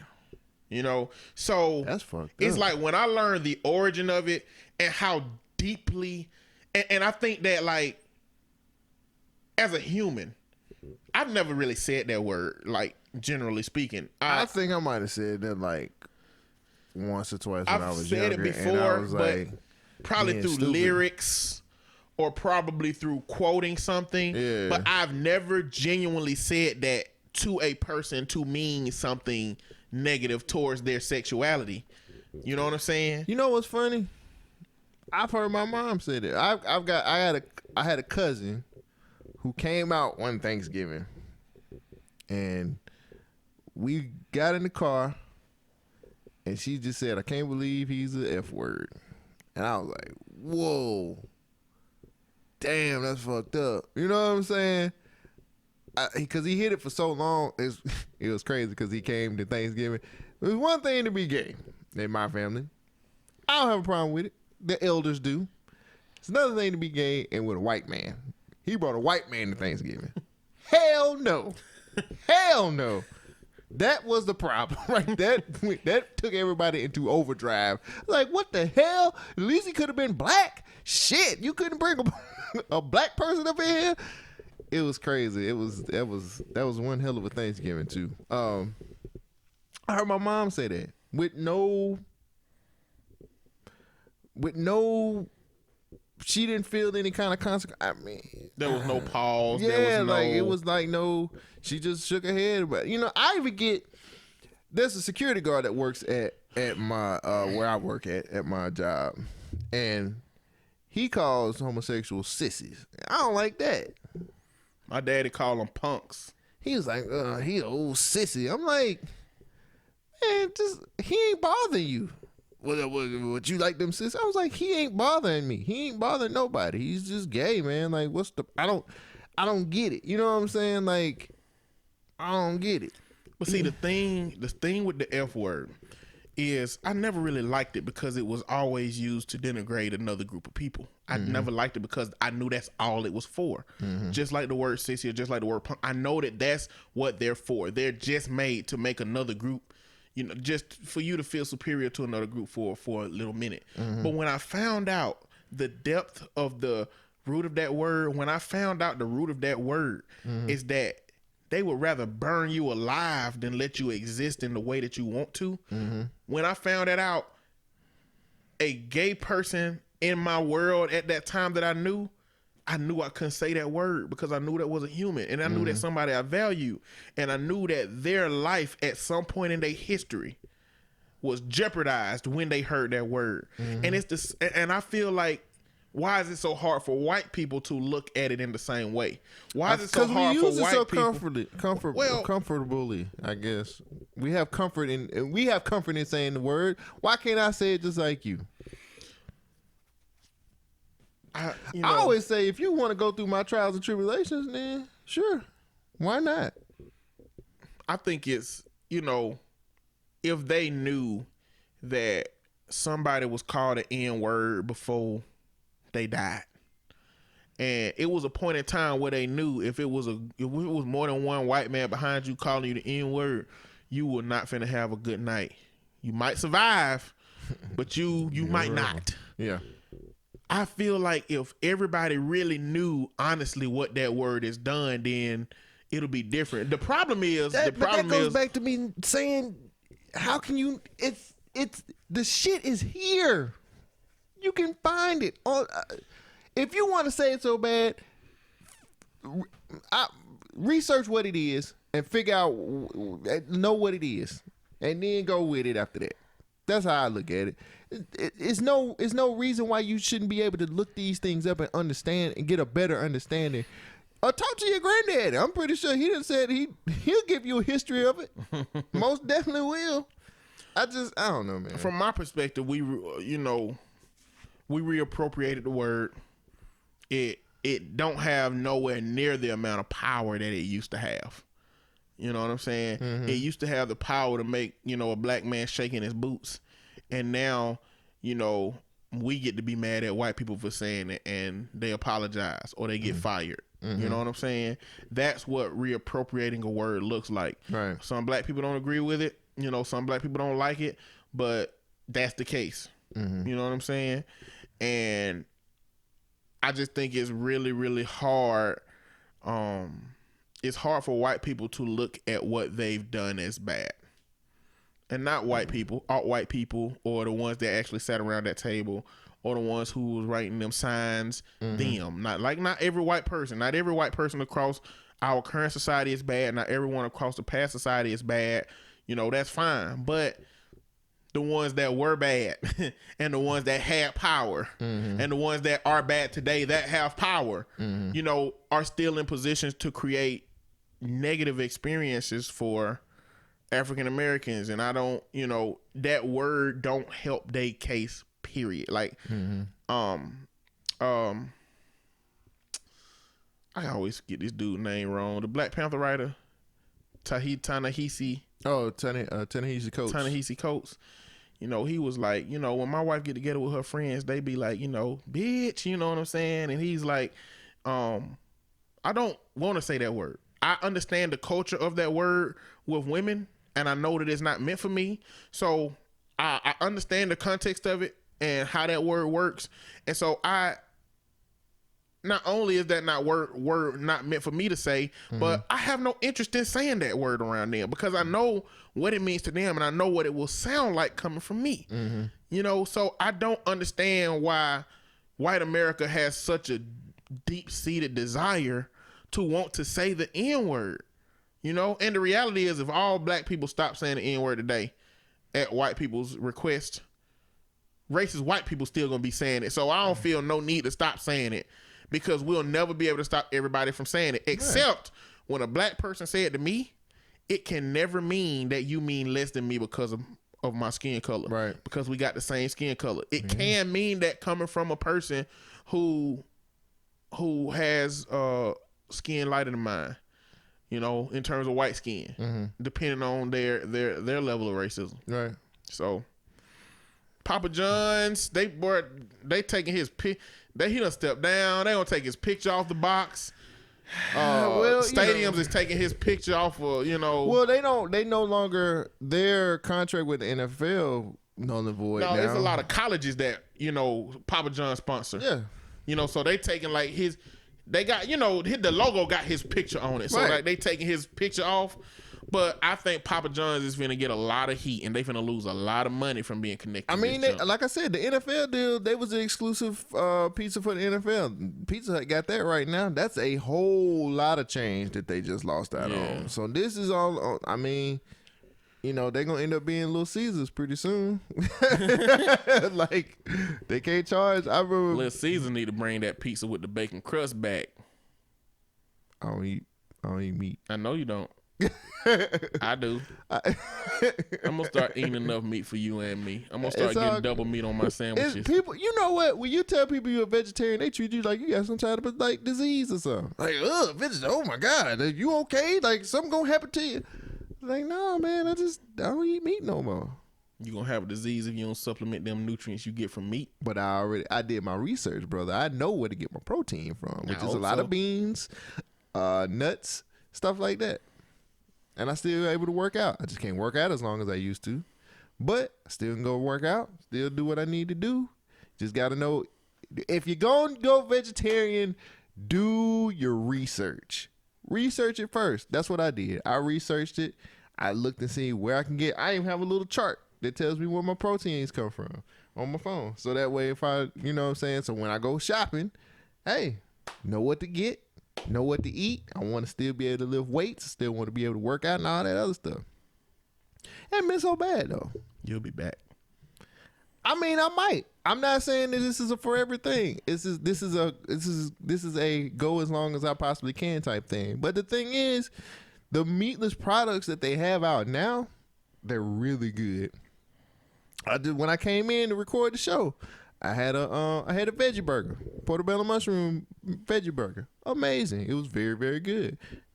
I mean, hey, I ain't gonna lie. He enjoyed it like it had meat on it, so I respect it. I respect it. You know, that's just like, I mean, that ain't no different when everybody talking bad about me because I eat pork. Pork. Oh God, you tell a black person that you don't eat pork, they look at you as you done.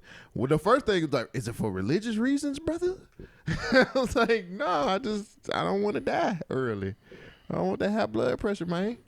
So, but yeah, I get a lot of flack for being a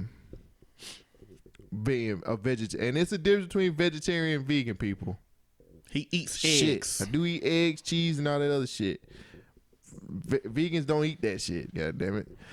Get on my damn. Speaking of eating, I had to bring this to the show because we share the same likes on certain things. They recalled Honey Smack cereal because it was linked to 100 salmonella cases. No, Honey Smacks. The CDC is warning consumers about Kellogg's Honey Smacks. They are now recalled.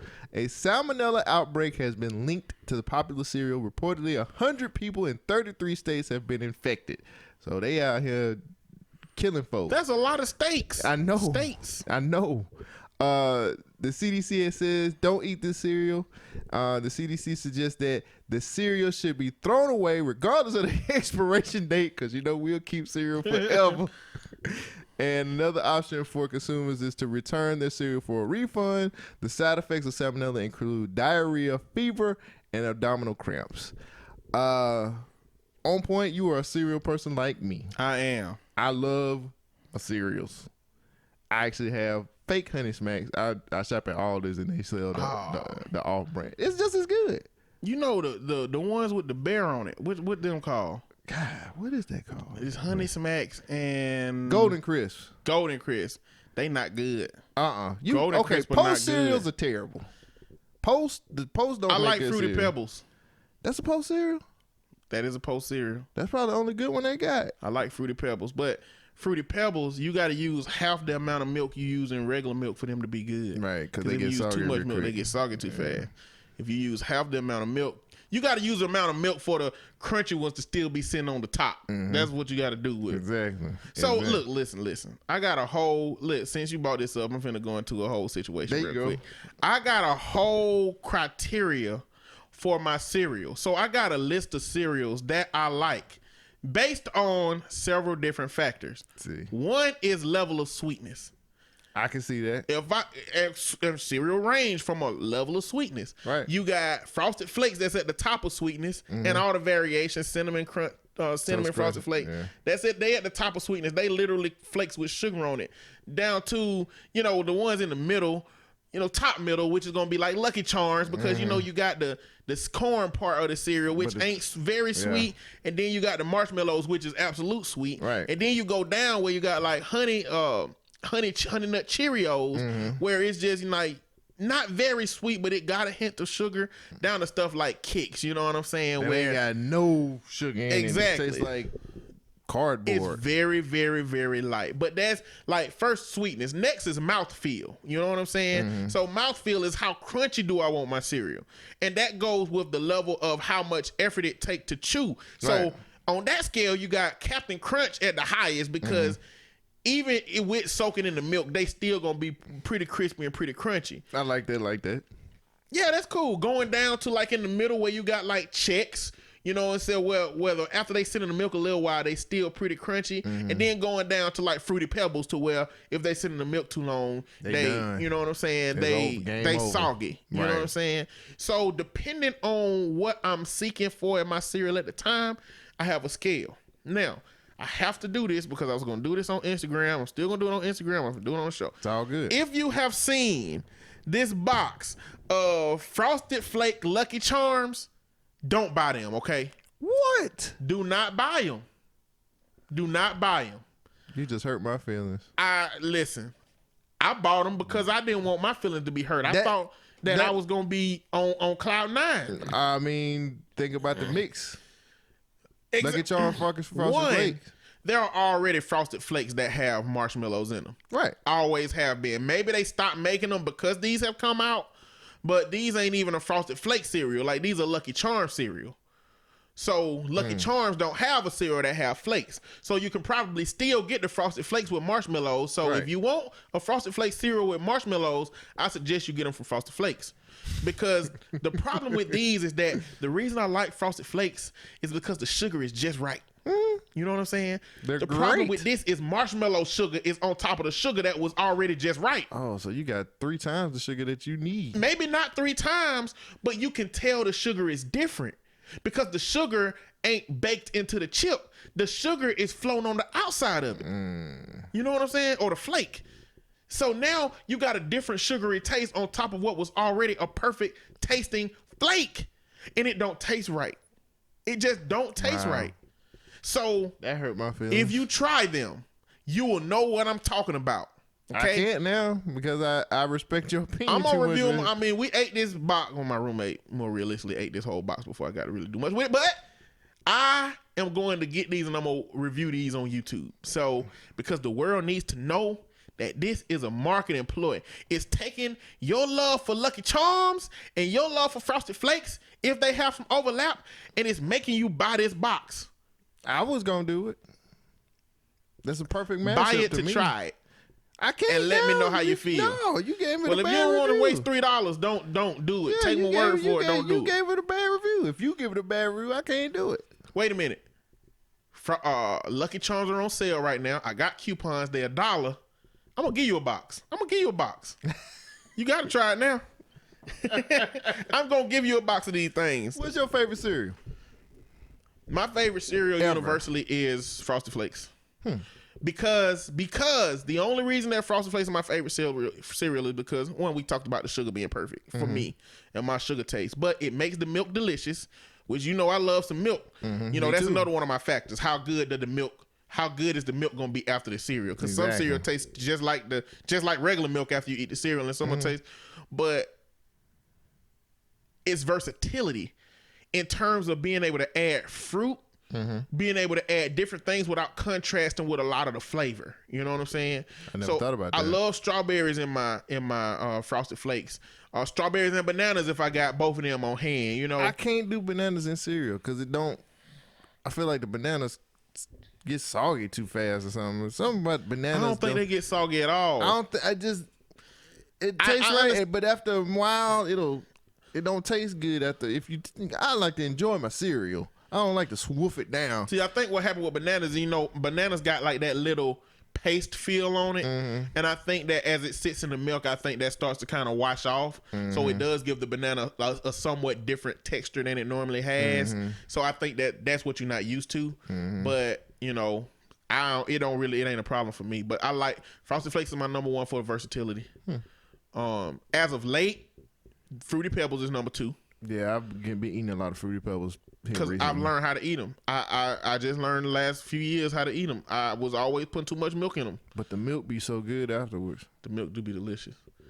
There's a place in Birmingham called Big Scoop that sells Fruity Pebble ice cream. It tastes just like Fruity Pebble milk. I don't know how they do it. I don't know if they just get all the employees to eat a bowl of Fruity Pebbles and be like, let's get your milk. I kind of thought about it. I was like, maybe they just let the Fruity Pebbles soak in the milk for like 24 hours or something like that, and then after that they drain it and make the ice cream from it. That's the only just logical like thing. Fruity Pebbles. It tastes so good. That's the only logical thing I can think of. It tastes good. But we ain't even just. I went all into my little cereal thing. I don't know how long it's gonna be before I buy some Honey Smacks. You better buy the cheap. I got the cheap version at home now. They fine. I had 2 or 3 bowls this week, and they are good. All right. See, I'm the king of of poor man cereal. Like I get the poor versions of all the. I go to Aldi's and get the secondhand brand of. I don't know what you call cheap cereal. What you call it, but the B side of cereal. I get the. I forgot what they called and they Honey Smacks, but they ain't what they called in all this. Like they called something else. I get the Honey Nut Cheerios, which is called something honey oats or some shit. Yeah, I get the Cinnamon Toast Crunch, which is called Cinnamon Toast Squares. Listen, So I get all the cheap. my mama worked at Walmart, and so I openly disrespect Great Value stuff. When I go to Walmart, I'll pick up a Great Value loaf of bread and put it over there where the electronics is just to do it. Just because I disrespect the Great Value brand so much. Then they trying to rebrand because they know they brand is trash, so they put Sam's on a lot of stuff now. You know what I'm saying? Oh my gosh, Great Value. Great Value is horrible. The bread go bad real quick. The ketchup don't taste like it got tomatoes in it. The mustard.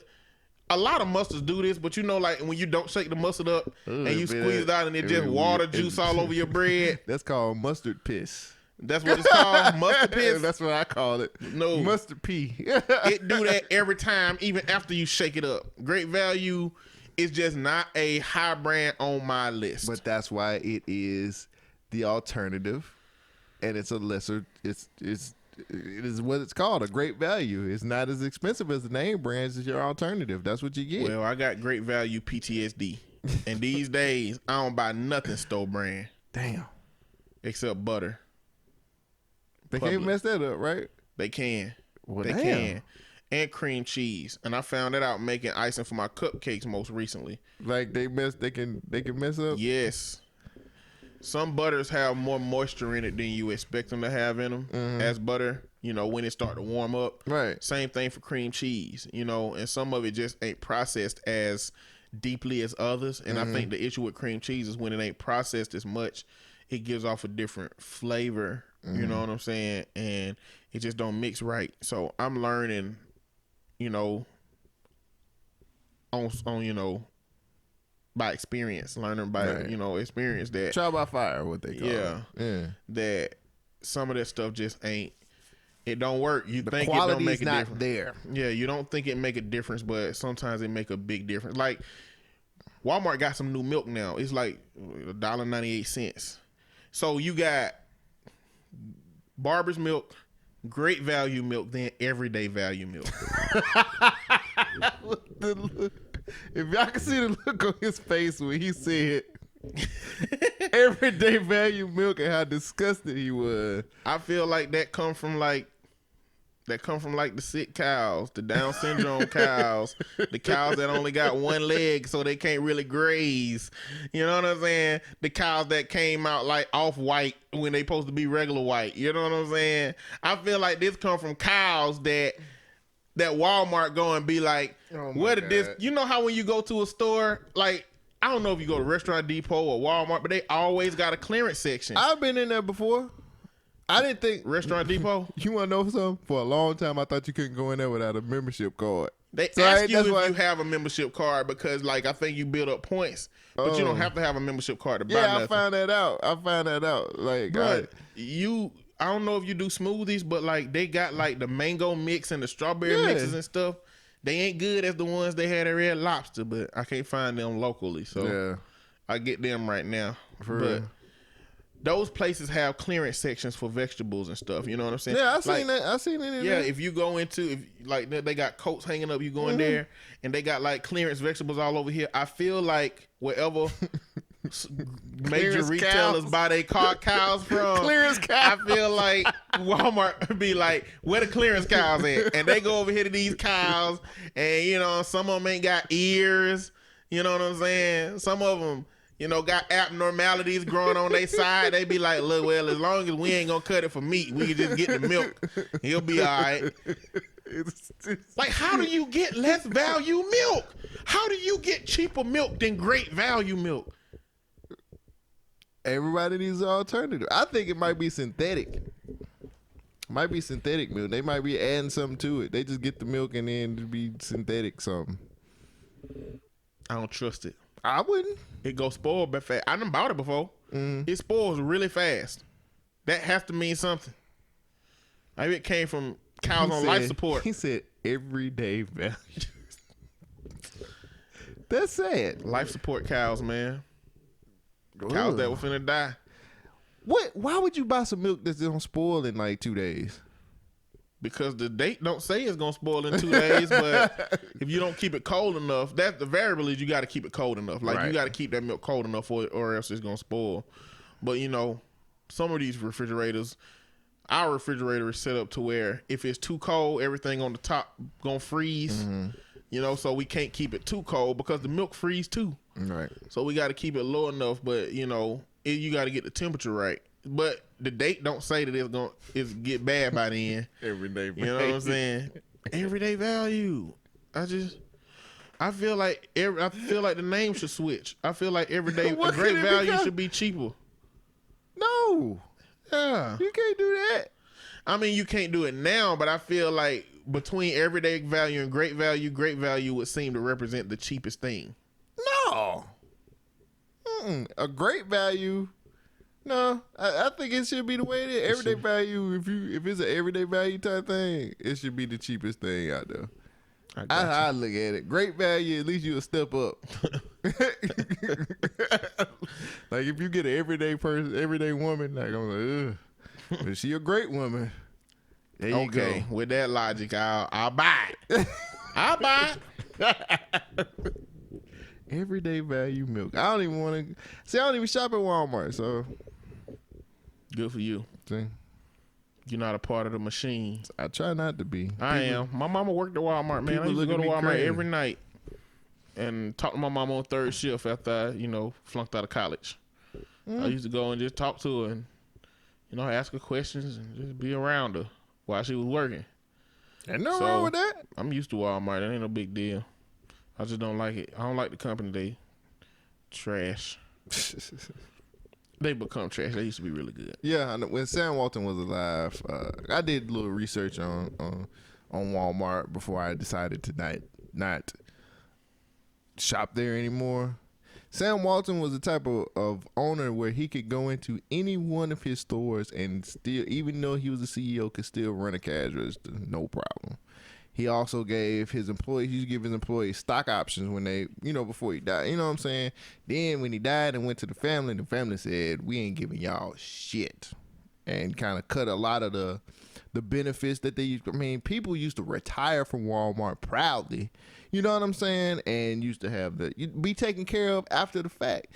It took away a lot of that stuff after he died, man. Sam Walton, apparently, people look at Sam Walton as a hell of a damn owner. It was a lot more homely feel. Employees felt appreciated when he was alive.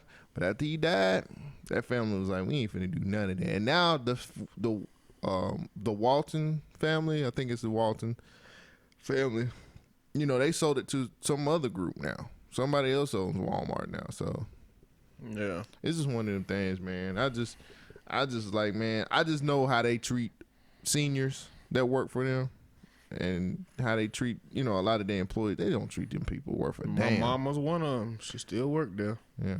My mama's so passive. She deal with a lot of stuff from them people, man. And they work them folks to the bone. To the damn bone. Work them to the bone. And it's just I don't know. I can't consciously shop at a company that does shit like that. or try not to. You know what I'm saying? Mm-hmm. But everybody look at me like I'm a fool. So, what can you do? Nothing, man. What? See how we went from Honey Smacks to Sam Walton.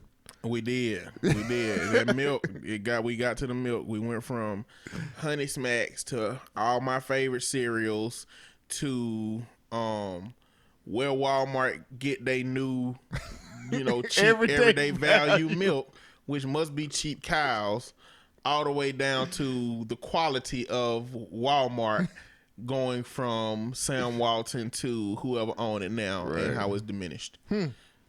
Thank you, Kylie Jenner. That was all her. We went down a whole thing.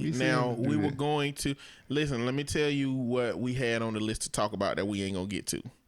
The McClure twins and the daddy's racist past, which was supposed to be jokes. We're gonna talk a little bit about Cardi B meme. If you ain't seen Cardi B meme, my mama said, bruh, they killing that. Look it up. We were gonna talk about Coupon Carl. We were going to talk about Charlamagne the God and his allegations.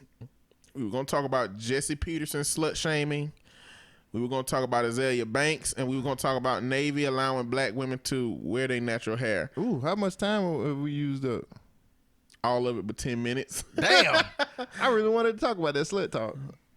Let's do it real quick. We got about 13 minutes before my SD card ran out. Okay. So there's a video of Jesse Peterson. Now, Jesse Peterson is just one of the worst type of people, which naturally mean that, they gave him a TV show or a platform. That's usually how it works. Yeah. I mean, he's been on Fox News saying, thanking white people for slavery, and he's been on there, when Walter Scott got shot, he basically said Walter Scott deserved it. It's a black man now. Walter Scott deserved it, leading Sean Hannity to have to do something that he never in his career thought he was going to do, which was, defend a black man that was shot by the police. But just because it was a really bad black person on the show. I felt an angel got their wings when Sean Hannity did. I'm telling you, it was crazy. But now there's videos of him surfacing where he is talking about the word slut. And I don't like that word either, but it's like and so there's this video of him asking this girl, are you a slut? Because she's at the slut walk that, Amber Rose has. And she's like, yes, I'm a slut. I'm a slut. You a slut. Your PA a slut. Everybody's a slut, and basically she's saying slut means slut. The word slut don't mean anything. Slut is the way that men have decided to define women because they want to be able to tell women what to do with their bodies and how they should look at their bodies based on their behaviors and their actions. Right.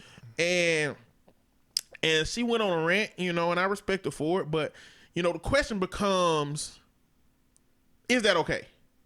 Is it okay for us to have a verbiage to refer to women?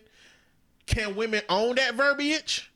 Or is it just not a good look? Like, is it not a good look for her to have that kind of dog? Is it not a good look for Amber Rose to have something called a slut walk that's about women being empowered for their bodies? But that's the thing. Like, so I was looking at this as Amber Rose hustle anyway. Amber Rose been using the slut walk as her little hustle to keep her. I'm not saying that she's purposely trying to keep fame or whatever the case may be, because I don't really know what Amber Rose's end game is, but that's what she been using for the last 3, 4, 5 years. You know what I'm saying? The slut walk has been a thing that she wants to make sure women are empowered. You're gonna empower yourself by going to the slut walk and all this other stuff. And I'm like, well, okay, you know what I'm saying? Like, if that's how you want to treat the word, I always looked at slut as like a white man's word. You know what I'm saying? Like, I've never used. Well, I guess the black man word will be hoe. Yeah, like we call them hoes. Like, oh, look at that hoe over there. You know what I'm saying?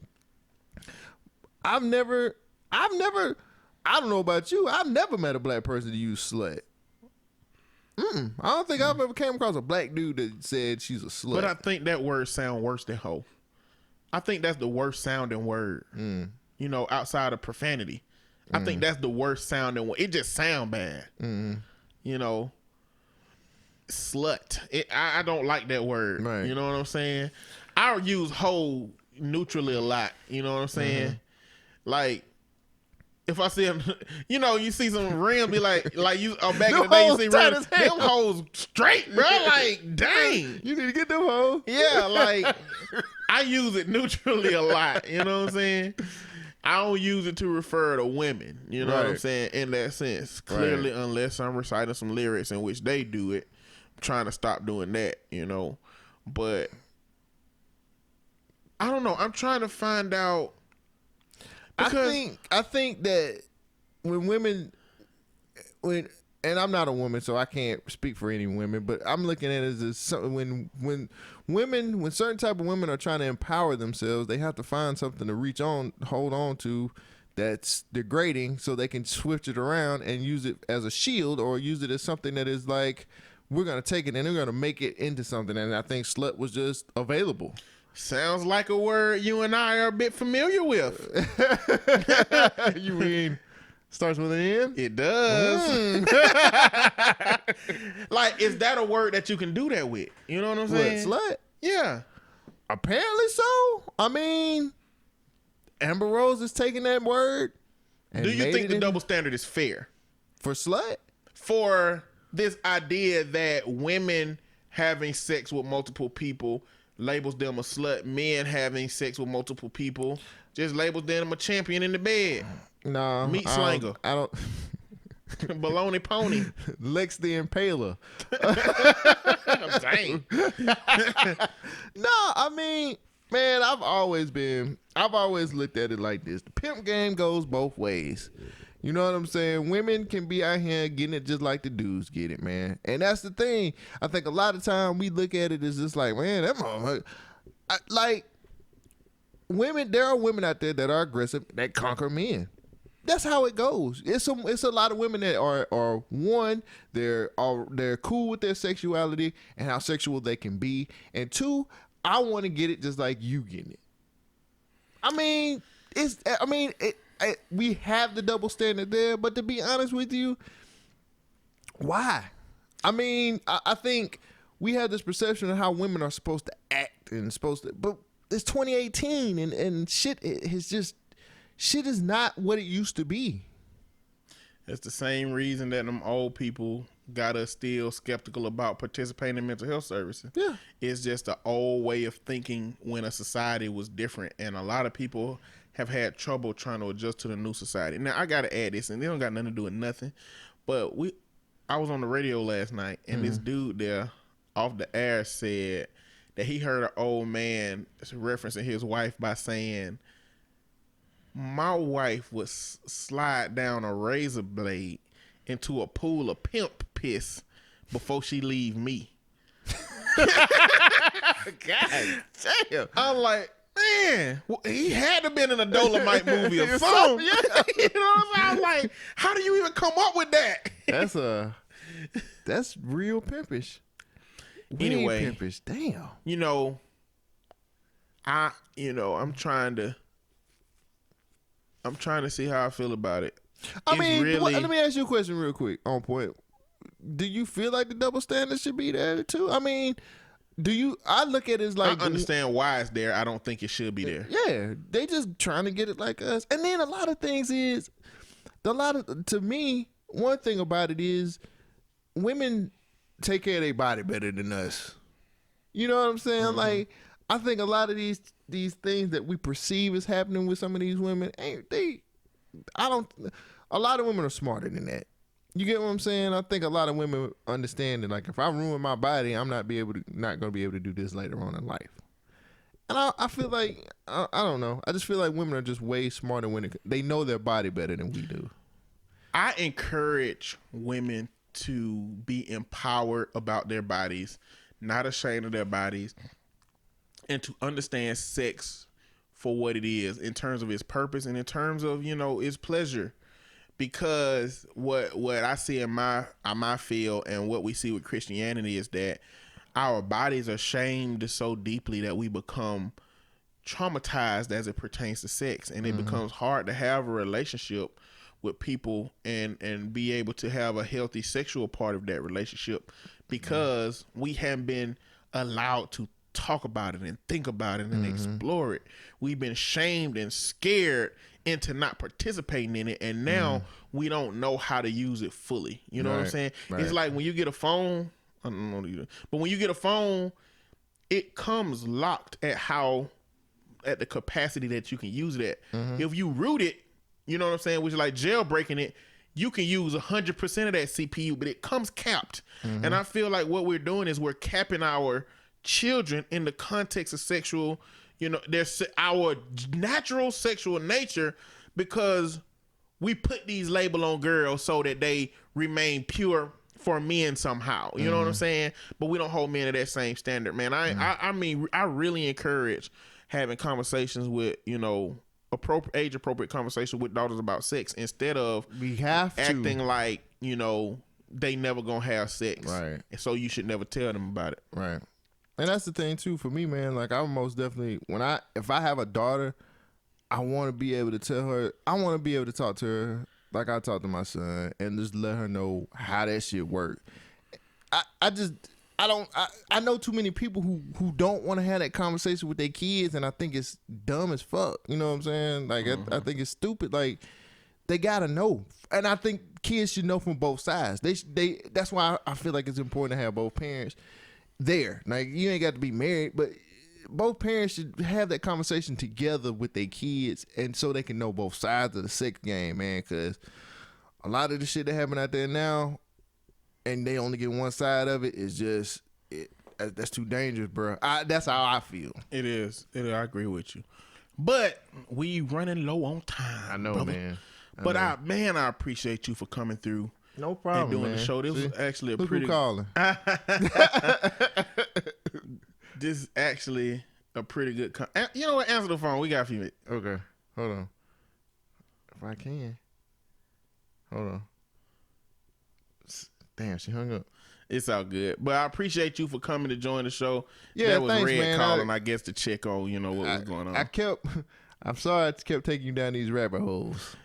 I feel like that's why I took you down the rabbit hole. Because me and Red always go down rabbit holes. They just went down different places because it's different minds going through it. Here she go. See? Let's see what she finna say. She finna sound crazy. Hello, Red. Hello? Hey, what's up? Nothing. We're just finishing up the podcast. I was calling to see how it went. You're on the mic right now. I tried to answer the phone. You're on the mic right now. Oh, Jesus. Hey, everybody. We're wrapping up the last 2 minutes. And when I say 2 minutes, the timer is literally going down because the SD card is about to run out.